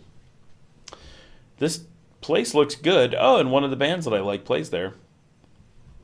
That's actually one of the reasons why things like Nicaragua are really cool, because almost everywhere does live music. So if you start following places that do live music on a regular basis, or you start following bands, you'll figure out where they're playing, and you'll discover just loads and loads and loads of restaurants, and you'll be like, wait, okay, so this band I like is playing at Casa Mendoza. What's Casa Mendoza? Oh my gosh, it's a tapas place hidden in the mountains. I'm totally going there. And so that's just one of my favorite things. Some of my favorite things in Nicaragua, and these are very personal, right? This is not what everyone else is going to like, but, and kind of being anywhere, these are my favorite things, is on one hand, going out and doing, I'm going to go eat at the kind of places where everyone else is eating. I'm going to hang out with everyone and do just try to integrate as much as possible. That, like we have a barrio bar nearby. Like, that's cool. Go and hang out at the local barrio bar, get a beer with the guys. Just like if I lived in the States and I go to the bar that's just down on the corner in any little town, right? Like that. I love doing that and having this just meeting up with people experience. But then the other thing that I really love is doing and you can kind of only do it in foreign cities, at least that's the way it feels to me, is this okay, I'm in the big city and I'm going to explore and I'm going to come around a corner in a quirky little housing development and suddenly there's a neat little restaurant doing something completely different and I would never expect, and just, what is this? And you get this variety and excitement, and it's a different take on food and a different just everything, right? And that's places like this Casa Mendoza, brutal, whatever, going into a part of the city that's why would you go here? Oh, because it's, beautiful condos. And when I lived in Ithaca, New York, there was a place called Cayuga Heights that was a little bit outside the downtown of the city, and you had to go up into the hillsides, and it was all deep trees, and it was big houses and beautiful little places. I think I have to go help people. Something's going on. Hold on.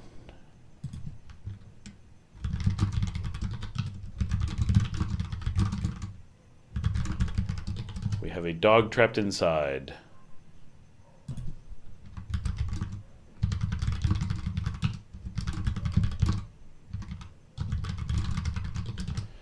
Ah. They have a broken door.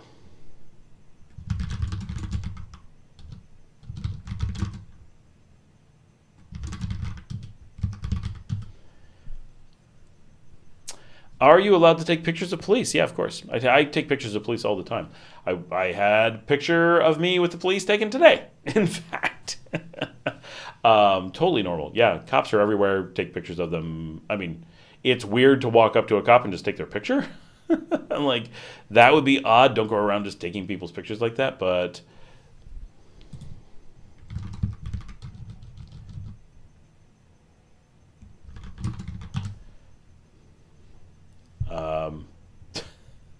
So we have a dog.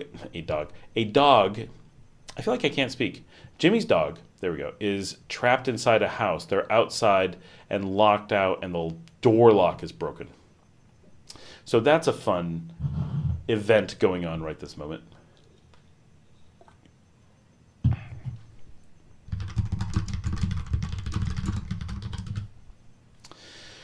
But yeah, walkie-talkies, online marketing is king, Jimmy mentioned. Of course, you'll have staple places that don't need any more attention, but in general, it's weird. It's weird how much people just don't do, like, new places will just be like, yep, we're not telling anybody.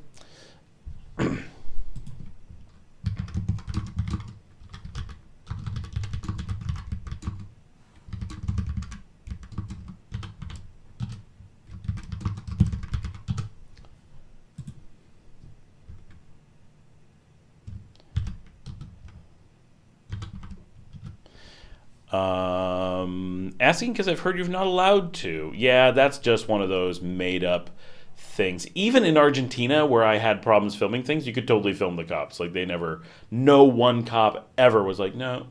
Right. And you can imagine all they have to be is like, no. And you'd be like, oh, okay.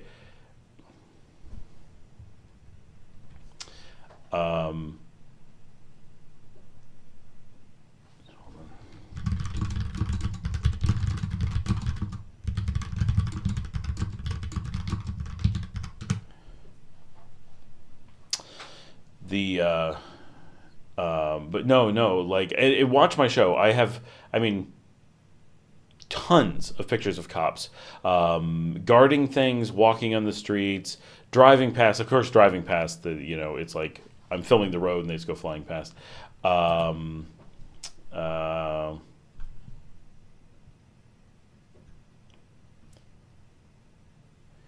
But yeah, no, and like, I'm out at events all the time, and there will be lots of cops. So watch the show and actually pay attention watching for cops, and you'll be like, oh, yeah, there's actually cops on the show all the time.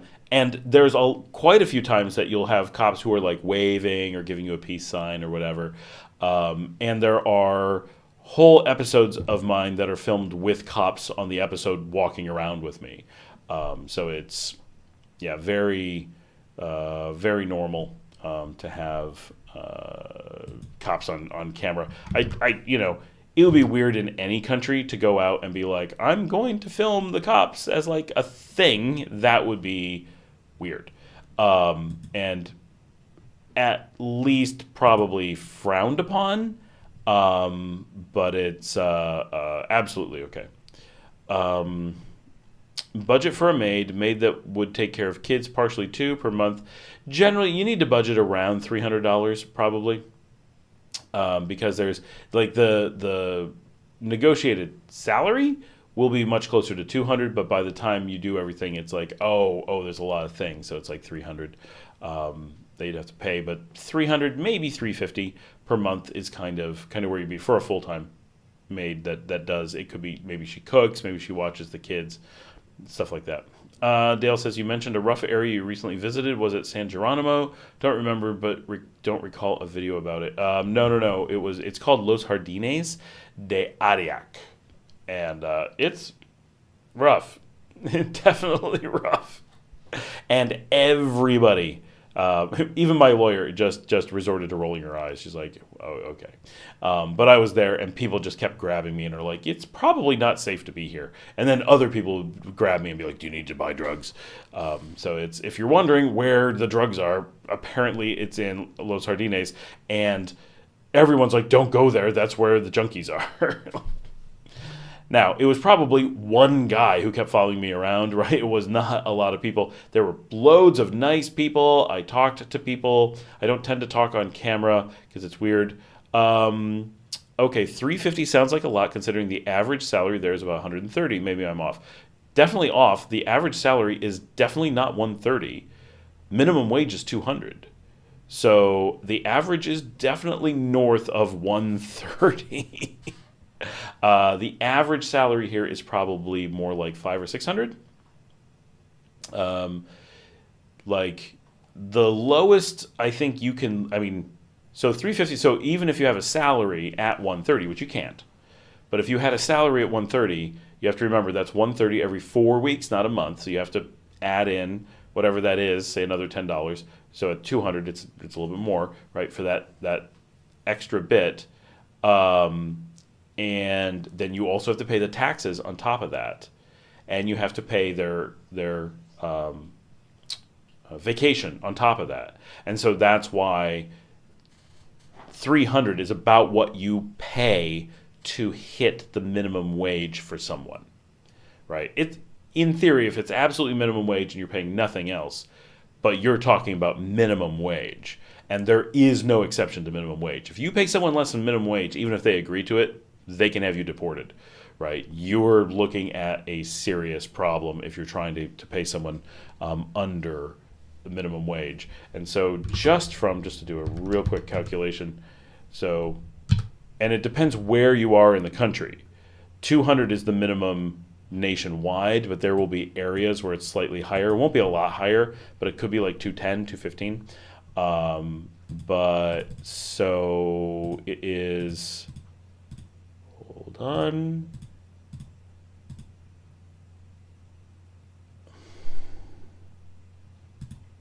I have no idea how this, hold on.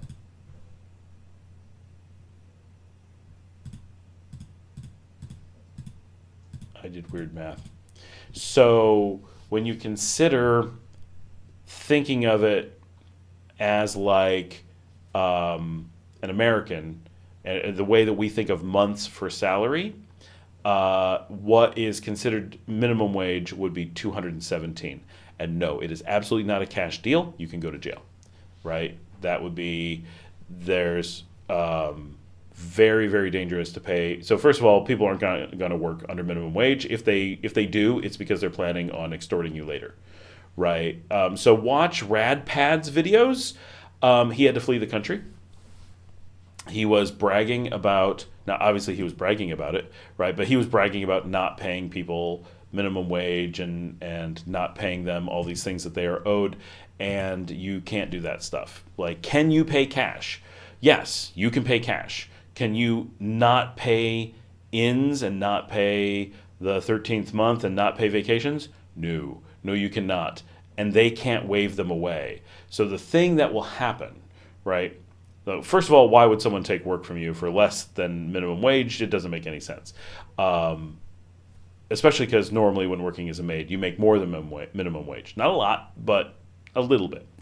But they have the potential, and this is a very common thing, right? You hire someone at those kinds of rates, over time, there's likely to be at some point that someone becomes disgruntled. Or if nothing else, someone's going to be like, this isn't enough to live on, and I need more money. So even if they're like super happy with their job, like, okay, so if you're making minimum wage, so think about $200 a month. Think about how much rice and beans you can buy to live on. You need clothing, you need shelter, you need all these things. Assuming you're living with your parents or someone, you're living somewhere for free, and all you have to do is buy your food.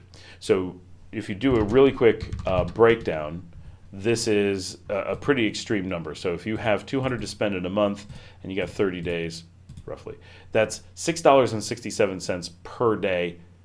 That's all you have, right? You got to pay your electric out of that, which a lot of people at minimum wage are only looking like $5 to $10 a month of electric. But when that's all you make, that's a noticeable part of your income. You've got to pay for water or whatever. You need to pay for clothes. You don't need a ton of clothes, but you need something. You have expenses, and often you have to get to work, right, every day. And so if you're looking at only bringing in $6.67 a day, and you need to feed yourself out of that. Now, yes, if they're working as a maid, maybe you're feeding them some, so that helps. But you're probably not feeding them 3 meals 7 days a week. And normally, just whatever.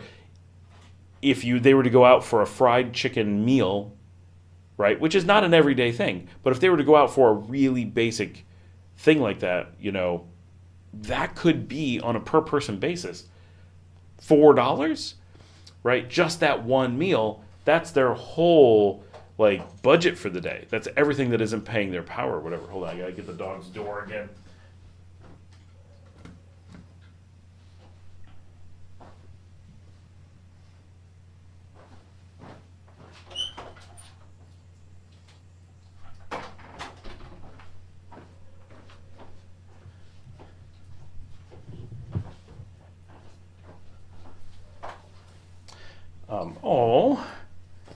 He's come to join us. Oh, Oh, he's so sweet.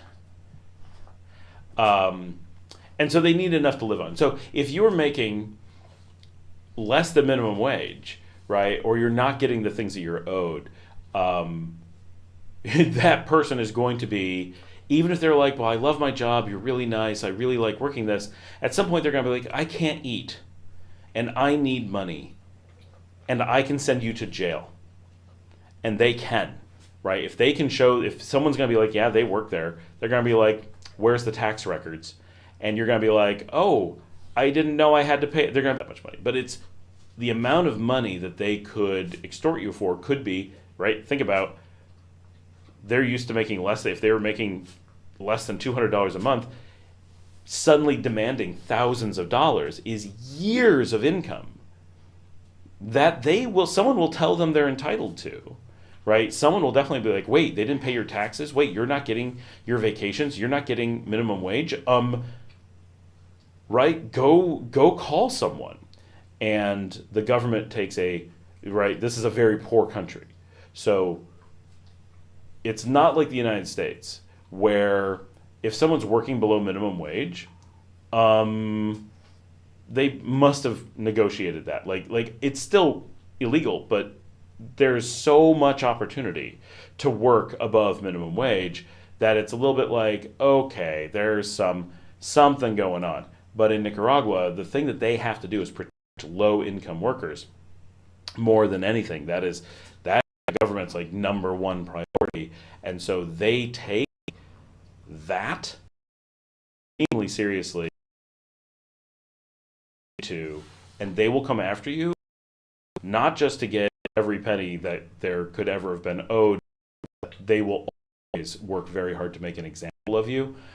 So that is an area that they never hire staff for home unless you have a contract and a lawyer. Never mess around with that because the chances of is guaranteed. Another people is a driver for the day. If you have your own car, what would they charge for the day? Anyone for a day. So if you're hiring someone for a day, like that's not a problem. You don't have like the tax problem.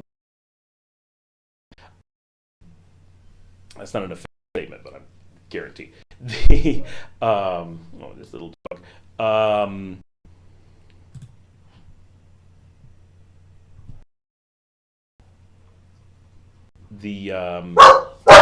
It's kind of like any other work. More, they're probably going to make more like 400 or 500 a month at least if you're a qualified driver. So you're generally going to have to pay a much higher day rate if they don't have to bring their own car. Less, we've talked about $60 or $70 a day is probably a decent number. But if it's only, in most cases, you want them, but like, I live here all the time. I have my own car. I want them to drive my car. So it's a lot closer to that for sure. But if you're hiring them by the month, you would expect much closer to 500. I think the cartoon crime spree continues. So get a lawyer to rent the house, hire for migration, car, etc. All that, or do you need a separate one for each thing? Most lawyers do all that. They have a thing known as a buffet, which is that is the term. See buffet on something here. Assume it is a law office.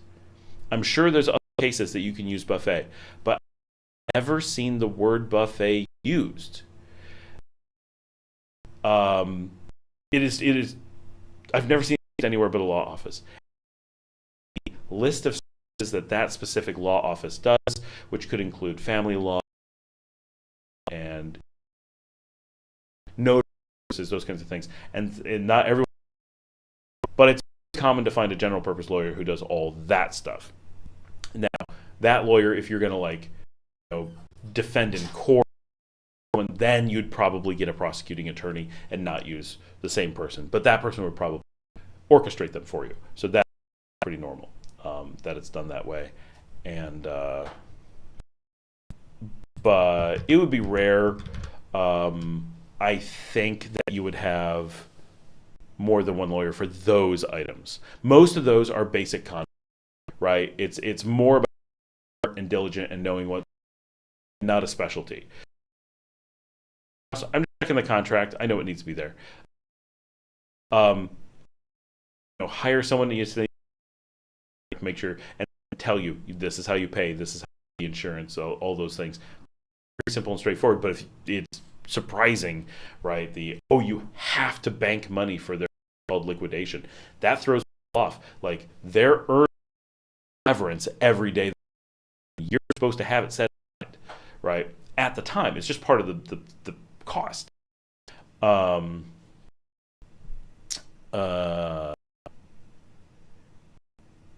So having someone tell you that is, I had to break into the house through the. Wow, it's been a day. Cool Carmon says, I can tell you'd be a unit of a guy if you did carnivore diet. I know you like that, just an observation. Dale says, it just might be me, but I did know. I got a warning.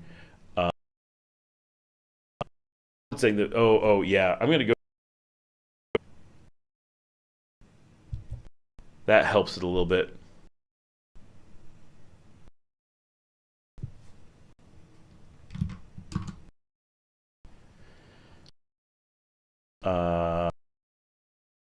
Just an warning, and I can see it happening. That's the kind of day it's been. Do. This is why I drink on the live stream. It's my chance to get away. Hold on, I know my dogs want to go out and greet everyone, so I'm letting them out again. While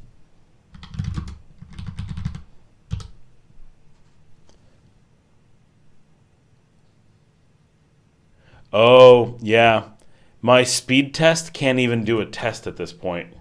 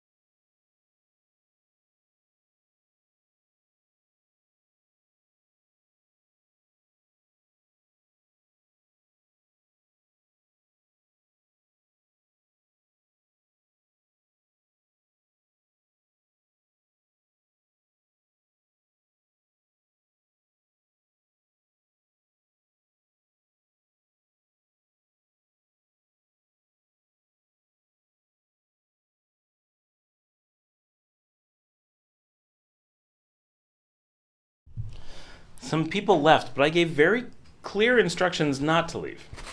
That's what I said.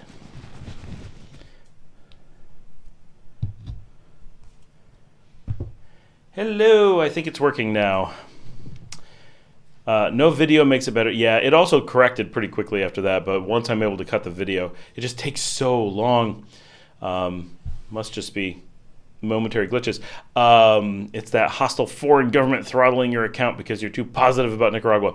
That's possible, actually. But while we were gone, through the miracle of the internet, we now have Nicaraguan empanadas. You can do it, autofocus system. You can do it. You can find the empanada in the middle of the image. No, it cannot. It can't do it. It sees the face. There we go. It sees the face in the orange man, and so it prioritizes that. This is a empanada, and I don't know if I can show you. This is going to dump on things, so I have to be really careful. No, there's no way to show you. It's got like a tomato onion salsa that comes with it, and you just dunk it in there, and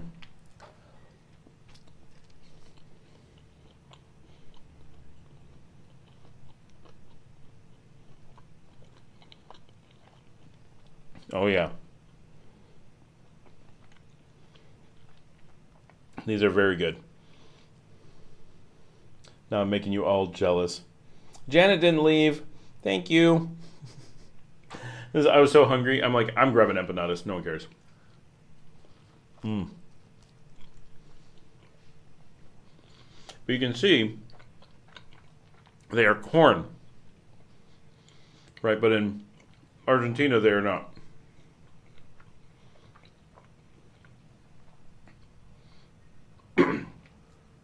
See, we got this chunks of salad on there. I'm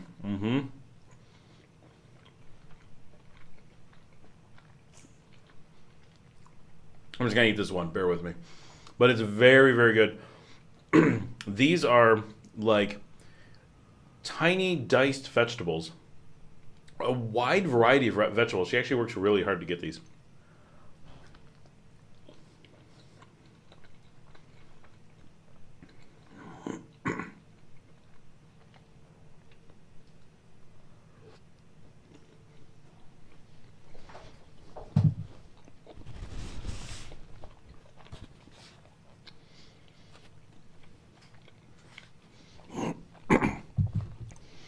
Two more. Should anybody want to stop by and eat?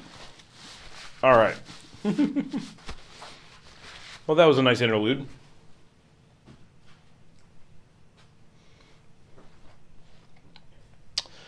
Yeah, the internet seems to be completely back in normal now. Kim is here. Hello. Thanks for joining us as I eat an empanada.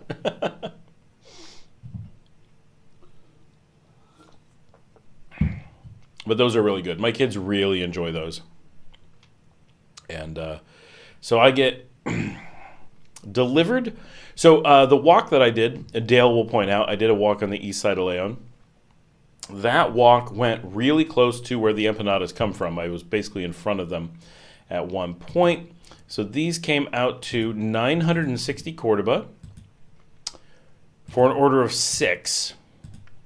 So 160 for an order. And so that comes out to $4.33 USD for 3 empanadas. So it was 6 orders. Each order had 3. So it was 960 cord for a total of 18 empanadas with sauce delivered. So $1.44 per empanada delivered across the city. Dale said, I was wondering why you didn't grab some of those when they got delivered. Honestly, they're so hot. Even though it comes from all the way across the city, it takes at least 30 minutes before you can eat them. So the delay actually made it a little bit easier to just dive in. Is there an agency that employs cooks, babysitters, that you just pay them? There might be, Chris. I bet it's only in Managua, and I've never heard of it, but it easily exists. but I'm not aware. I know security guards, they do that, so I would not be surprised, but I've never seen an ad, never seen the place, never heard of it, nothing like that. I keep forgetting to move this light back. I hate that I have to completely remove it every time a dog comes to the door, or anybody. Cool Car Mods is making some food now too. Yeah, see, I showed the empanadas. You can't resist. Janet made a salad. Dale says, so these empanadas aren't from a restaurant, just someone who makes them out of their home. What do you think a restaurant is? Not to be funny, but 50% of restaurants in Nicaragua, no, 90% of restaurants in Nicaragua are just someone cooking out of their home. That is actually the norm. That is the expectation. So if you go on Pedidos Ya and order, which is not, most Nicaraguans are not ordering on Pedidos Ya. They're ordering by just texting or whatever. So we have a friend who has a fritanga, and they do soup. And they're not on Pedidos Ya. You just text him, and he runs over on his motorcycle with soup. So the vast majority of restaurants here, even the ones you get delivered, they're just someone working from their home. That is the standard. That is the expectation. To have a place that you can sit down, that's a formal restaurant, is definitely a step up in scale.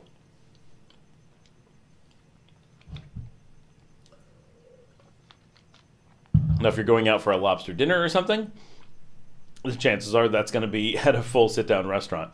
But if you're going out for any kind of traditional food, and we're talking about, normal barbecues, not like my place. Like I have a Argentinian grill, right? Like it's a big fancy restaurant. But if you're going out for, normal barbecue, if you're going out for, when people are talking about fritangas, when people are talking about asadas, when people are talking about tacos, when people are talking about empanadas or, those things, the expectation is those are just all out of someone's home. And a lot of times, like even Chinese takeaway is from someone's home. Anything that's delivery only, assume it's someone's home.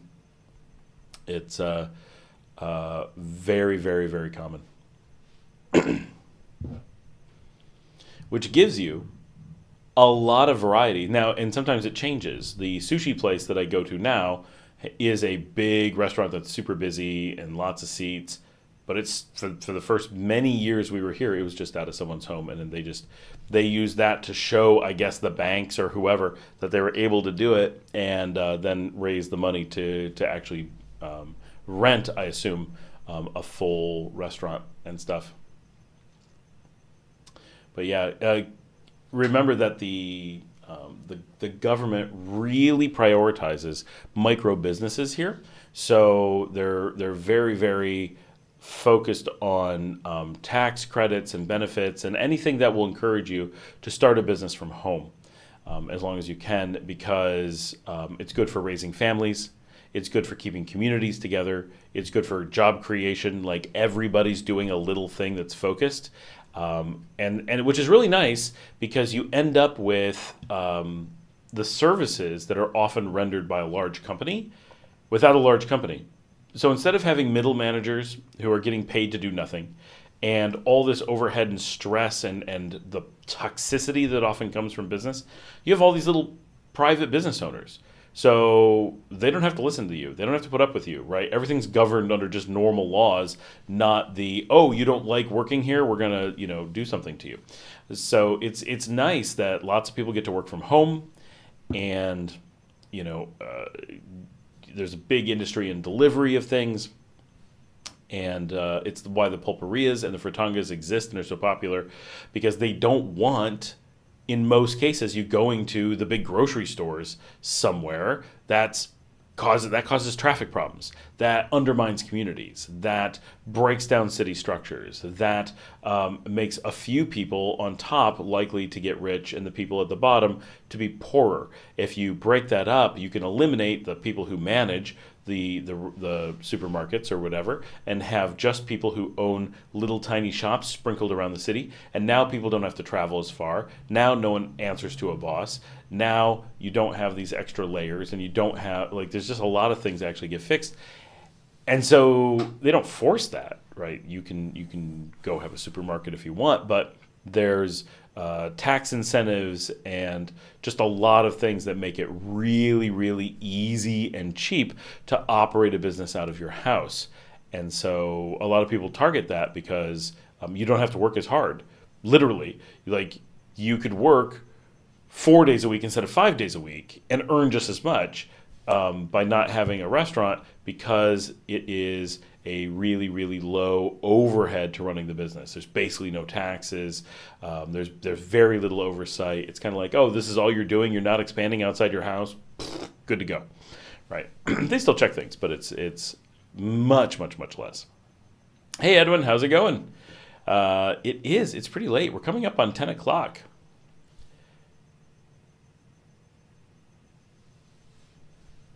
And we've had some internet issues tonight, so hopefully that does not remain. That would be crappy. It's good for now, so we're doing all right.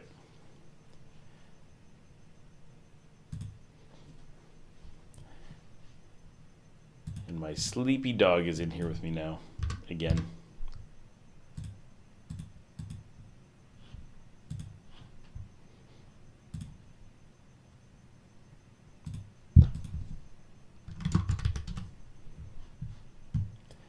Now you guys are quiet. Every time this is why I dread taking a break. I had to because of the internet tonight.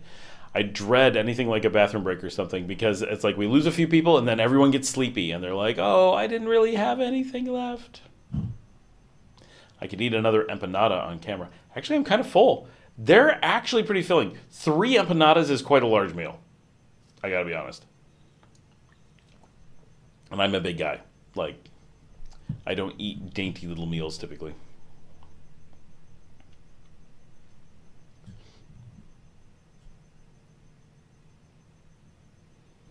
Am I missing anything? Is there something I should respond to? The fritanga thing. So when you see a fritanga or an asada, pay attention, and you'll notice in almost all cases it's tables in front of a house, and that's because they actually. So fritangas, the standard, the expectation is that they actually cook in their kitchen, and they just put tables in front of their house. So they cook during the day and get everything ready, and then whenever they open, they just carry it out in plastic bins and set it outside. And that's all there is. And so it's just really simple. We cook back there and we sell it right here. And I first encountered this when I lived in Granada, my neighbor on the corner. And at the time, it seemed like this was like a weird thing. Now I'm like, yeah, of course. It's like, obviously it's what you do. But she would cook during the day, and then she would sit out at night and just put out a table and plastic bins and had all this food in there. And it's funny because at the time, I'm like, oh, this is like, we're on some like serious back street. She was within sight of La Merced. So she was actually in a decent location. And I would notice, because we could see her out the window, you'd see people going over all night long and buying. She sold tacos. And this is funny because I haven't seen this since then. Potato balls. They were a good size. It was like mashed potatoes and a piece of cheese. You put the cheese and then mashed potatoes in a ball around it and then like fry it or something. Cook it in some manner. And they were quite good. And she'd wrap them in banana leaves because they'd fall apart a little bit. And that was the thing we'd buy because the tacos had meat. And we'd be like, there's this lady selling food across the street. We had no idea about fritangas or anything like that at the time. And we would just walk across the street and be like, yeah, some potato things. And we'd just buy some potato things and snack on them. And they were quite good. I've not seen those in Nicaragua in 10 years. Edwin says, this weekend is the Formula One U.S. Grand Prix at Circuit of the Americas in Austin, Texas. That's cool. When are we getting Formula One in Nicaragua? That's what I want to know. Race around Lago de Apenas. That'll be the way to go. I would only eat one and wait a while for more empanadas for sure. Yeah, it's tempting when we're playing like video games or something to be like, nom, nom, nom, and then you're like, I'm full of empanadas. But they reheat so well. And actually, I really like them. My wife makes like a garlic aioli to dip them in, and she was not here for dinner, so she didn't make it. So I might save them to reheat when that happens. Have I made it out to that Indian Sweets place yet? Dale, I have not been home other than being on this live stream since you posted that. Like, I'm so busy that like today I could not get to my desk. I didn't get to my desk today. The stream was late because I was trying to get it up. Like it was. No, I've not been to the Indian Sweets place yet. That will take some work. But I do want to check it out. I'm very lacking in optimism that I will actually find the place to be there when I get there. But I'm hopeful it'll be something different. I've had a lot of Indian sweets.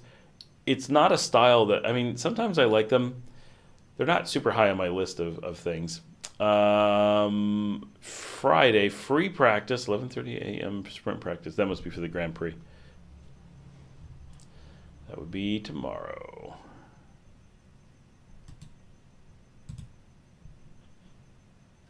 Oh, we're starting to lose people. I can tell my energy starts going down. Like there isn't so much to talk about, and I'm kind of like, then I'm like, ooh. But it is 10 o'clock, so it's respectable. It's been a really long day. I had to get up early. I sat in the sun all morning. I didn't get a nap. I just had one housing emergency after another trying to get Jimmy all settled so that he could move into the country today because there was nothing ready and just huge numbers of problems with keys today. That's just been a frustrating day. I like getting empanadas off the food truck in Bogota. Where's Bogota? Am I misreading Bogota? Do you mean in Colombia?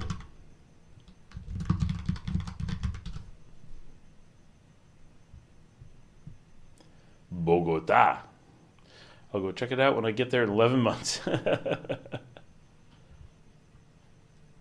It's funny when you see Bogota in English because it's like, what word is that?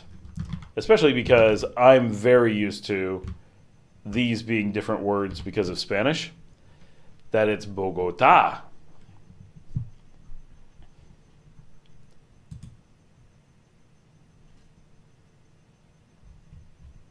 The accents are big in Latin America. Like, oh no, you actually need that. This drives me crazy. I've mentioned this before. When you order a Fanta and they're like, a what? And you're like, a Fanta.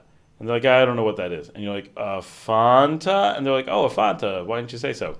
And you're like, what? That's what I said.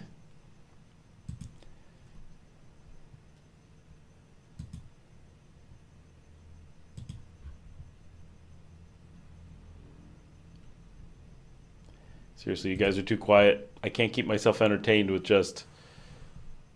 Should we call it early? We're down to 21 people. People are dropping fast.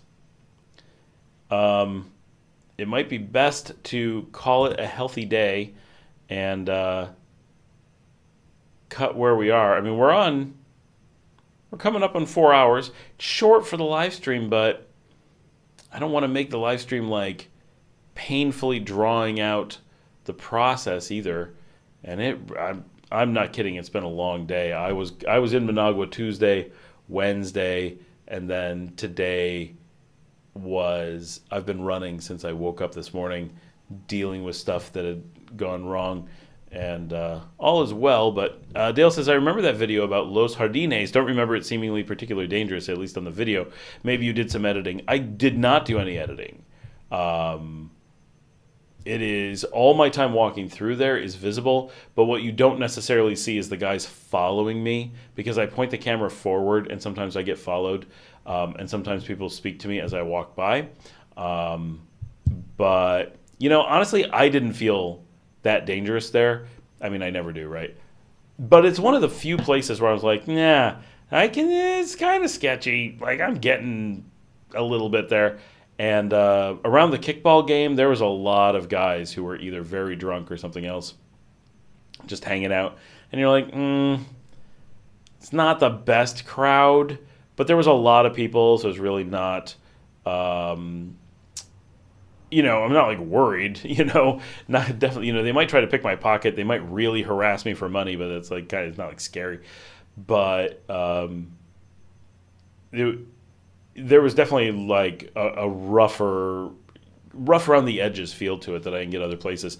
But several people in Los Jardines warned me of it being dangerous. And as soon as I got out of Los Jardines, the people in Democracy were like, you gotta get away from Los Jardines. Like, that's like, you're okay here, but if you step just over, like, no.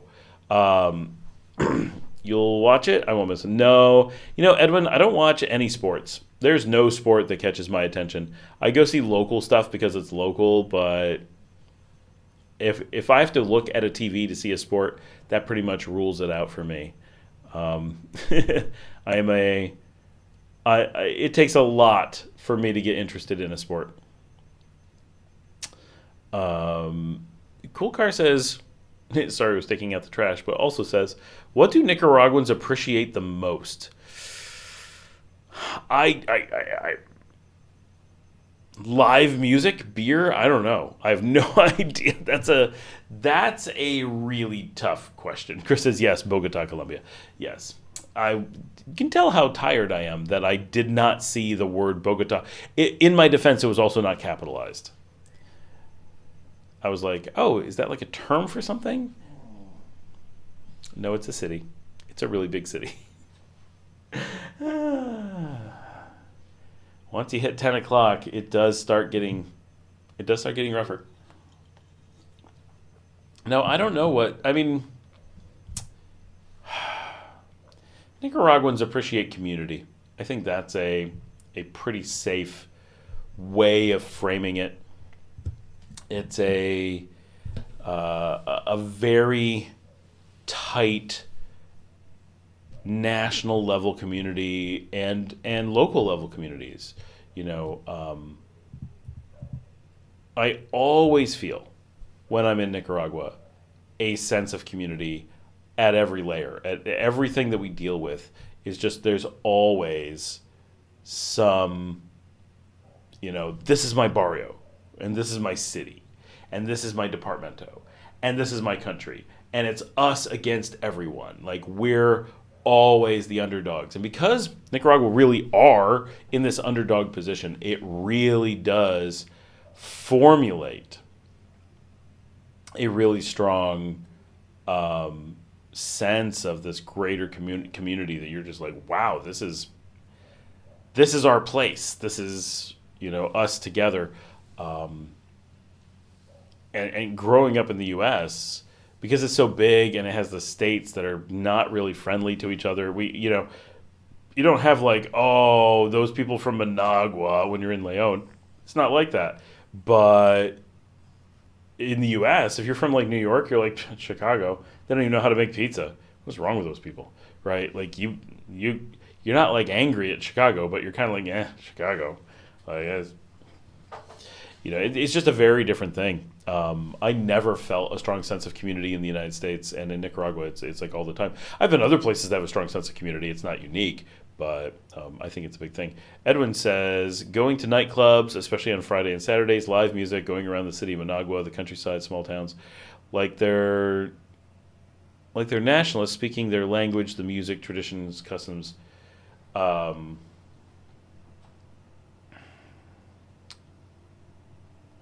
Speaking their music, traditions, or customs. Yeah, the music. The language is just Spanish, right? It's spread out over a huge region, but the music here, the kind of like a folk scene. It's a little bit more rocky, but it's like a folk music kind of thing going on. There's like always performances and.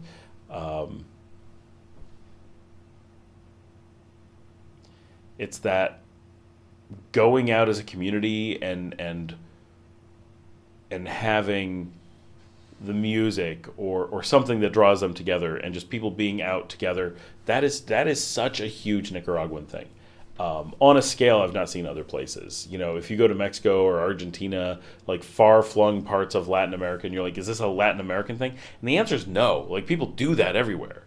But it's definitely different when you are here. Like, it is so much more.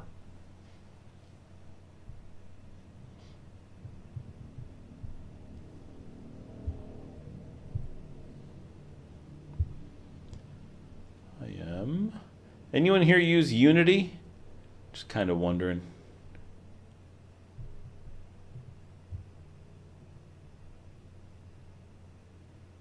Doing a quick install while you guys are slow.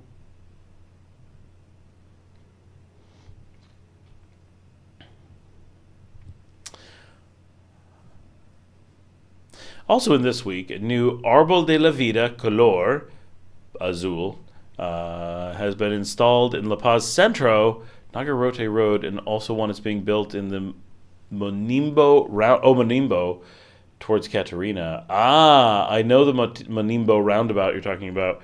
Where in La Paz Centro? I was in La Paz Centro yesterday. Is it like you? It's not on the road to Nagarote, is it? Or did I miss it? Oh, wait.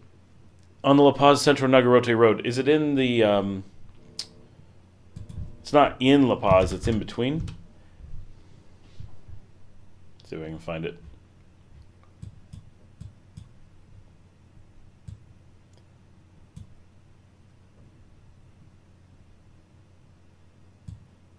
I don't know where it is.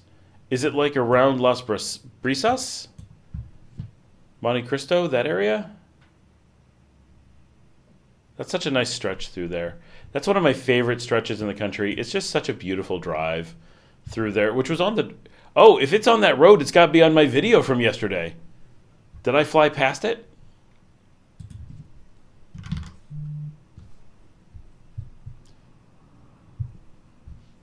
I got a buzz. What is the buzz?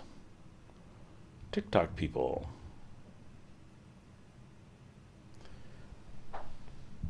I'm looking to see if I can find the tree. Edwin, do you know where it is along the road?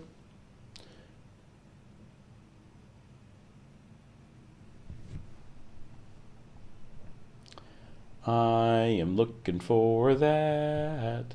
Please bear with me. I really need a bigger space here. I don't have enough work space to do anything.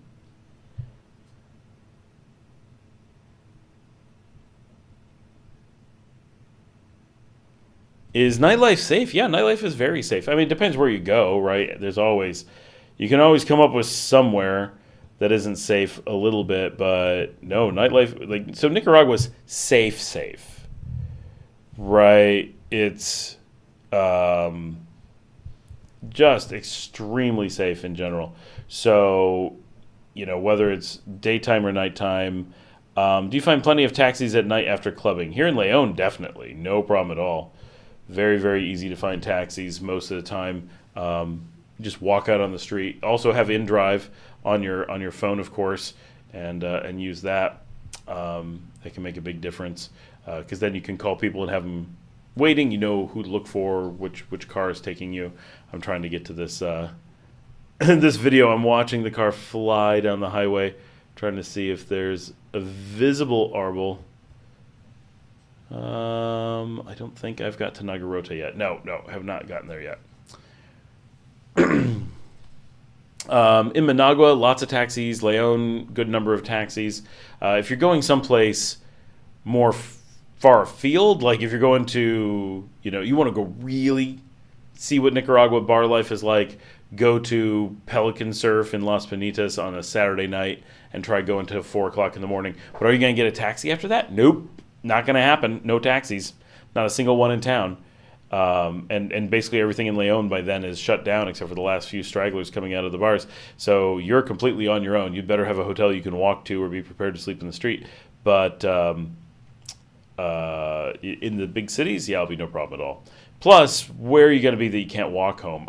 So most of the bars here in León are on the east side, and I live outside the western side of the city. Like, I'm past the city in the barrio, and if I go out and had a couple drinks and can't drive home, I just walk it. Like, I'm too cheap to pay for a taxi, so I just walk all the way home. Yes, InDrive is the app like Uber for Nicaragua, so make sure you have that. In León, it doesn't really matter, but in Managua, don't use a taxi without using InDrive. Speaking of what are the apps to have, really just InDrive and WhatsApp. Those are the must-haves. Okay, I just went through Nagarote on the video, and I'm watching the highway, so I'm still in the city. And unfortunately, it was getting dim in the video by the time I was going along there. And I don't know exactly what I'm looking for. I mean, I know what the trees look like, but I don't know what it's around. I can't blink or I'll miss it. Oh, no, I don't think that was it. Is it at a stop or something? What's it at? It's by a Tigo sign. There it is. Oh my gosh, Edwin. All right. Is ready? There it is. This is what Edwin just mentioned. Where in the Managua nightclubs are you not getting taxis?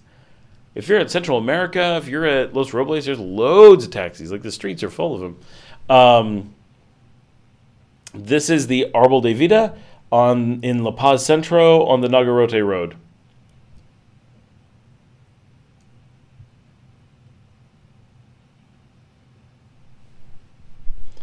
And he's right. It's blue.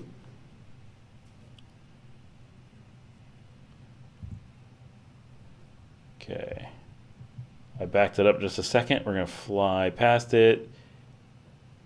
There it comes in the distance. You can see it down the road as we approach it from this bus stop.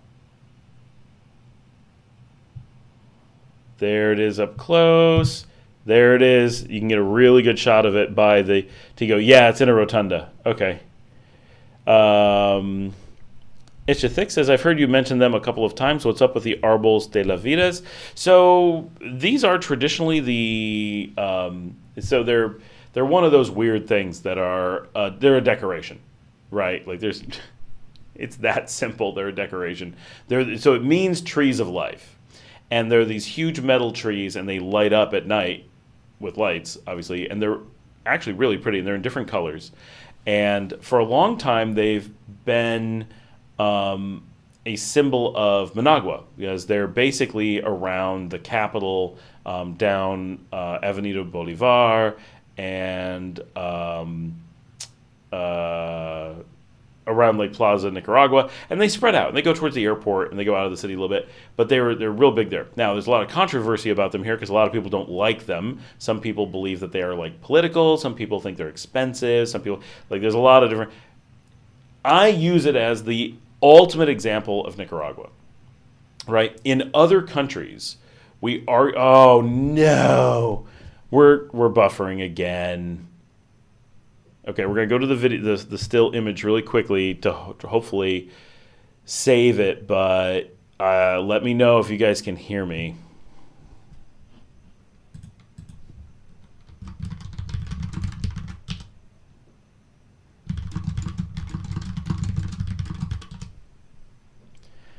Let me know how it is, because it's not good. Whether or not you guys can hear me or not, that no one's answering me suggests that no one can hear me, which is not healthcare, especially in Matagalpa. I do not know what the healthcare is in Matagalpa. It should be good. It's very... and Letitia says, what is the safest option for taking our dog? Okay, it's catching up. Hold on, I will type.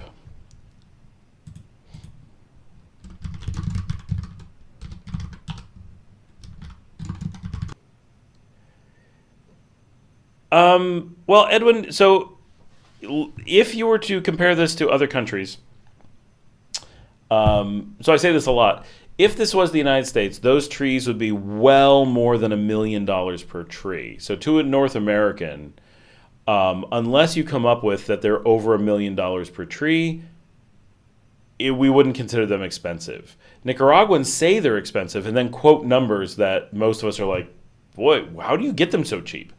Right, so it's all perspective. In much of the world, urban decorations are a very expensive thing, and need to be, because they got to handle the weather and stuff, and they're custom built and specialty.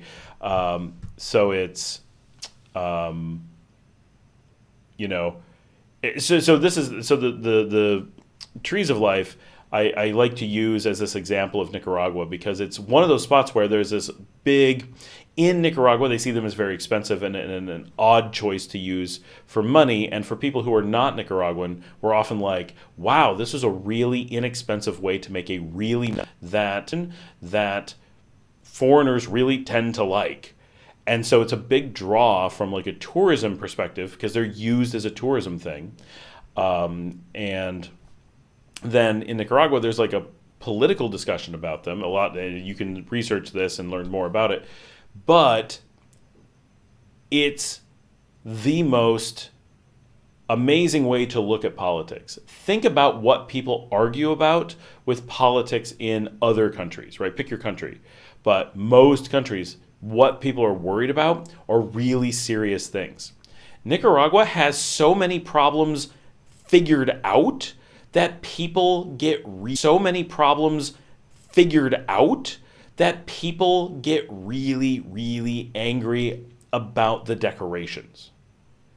Which is fine. People need things to be worried about, and there needs to be good decision making, and there's lots of reasons why people need to worry about these things. But an American can't fathom how great a country has to be for the things that people are concerned about to be decorations, right? In the United States, there is no such thing as a decoration or decoration budget that would ever hit anyone's radar as an important thing, right? And these decorations cost less than some bathrooms built in the United States, right? Like, it's such all the numbers and all the things are so different that you're like, wait, you live in a society that's so safe and has its shit together so much that you're able to be upset about metal trees? That's awesome. Nothing says more about Nicaragua than that. So that's my take on it. You can like them, you can hate them. The fact that they cause more, I don't know, deep discussion than anything else, whatever side you're on, that matters that much is just such an important takeaway. Letitia says, what is the safest option for taking our dogs with us? Yeah, cargo is incredibly dangerous both in the flight and how it's potentially handled on the ground. So be very, very careful with how you bring your dogs. Some people have had luck with flights where they're allowed to bring their dog with them. I know Avianca and United both do have potential options for doing that. Almost all places have problems if you bring multiple dogs, so consider taking multiple flights to pull it off.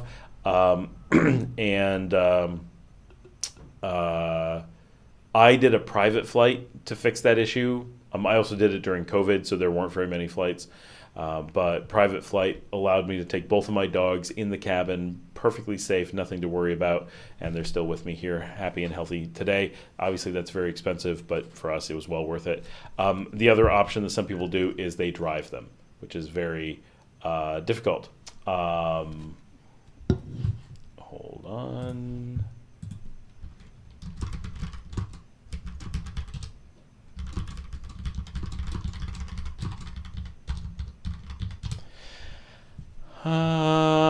Yeah, driving is the other option. Really want to know more about healthcare, especially in Matagalpa. So healthcare in general is very good. Matagalpa specifically, I don't know anything about. I'm not familiar with their hospitals, but it's the second largest metro area in the country. I'm sure it's pretty good. I know people on my channel are always concerned about this or interested in this, however you want to look at it. I met the new director of the Leon hospital system today. I got introduced. She just got to town, I think. I think she's newly arrived to take over the hospital system. So that's really cool. So I don't have her contact, but a friend does. So hopefully we can poke her for maybe an option to get a tour out there and some information. I know people really want to see that. I did drive by it today. It's definitely nearly done. How can I find homes for rent in Matagalpa? So I know some people have had luck on Facebook Marketplace. That's kind of, the answer in Nicaragua is always going to be, you can take your chances on something like Facebook Marketplace, or what all of us do is we go there in person and look around. I have a good friend from the channel, lives here, moved to Matagalpa. What did he do? He drove up to Matagalpa and drove around. And that's, if you're looking for something for like a week, you just look at like Airbnb or whatever. But if you're looking for a place like, no, I want an apartment for me, then or a house for me or whatever, you got to go know the neighborhoods. You don't want to look at Matagalpa as a single entity from a distance, unless you just like, I have to live downtown. It's just okay.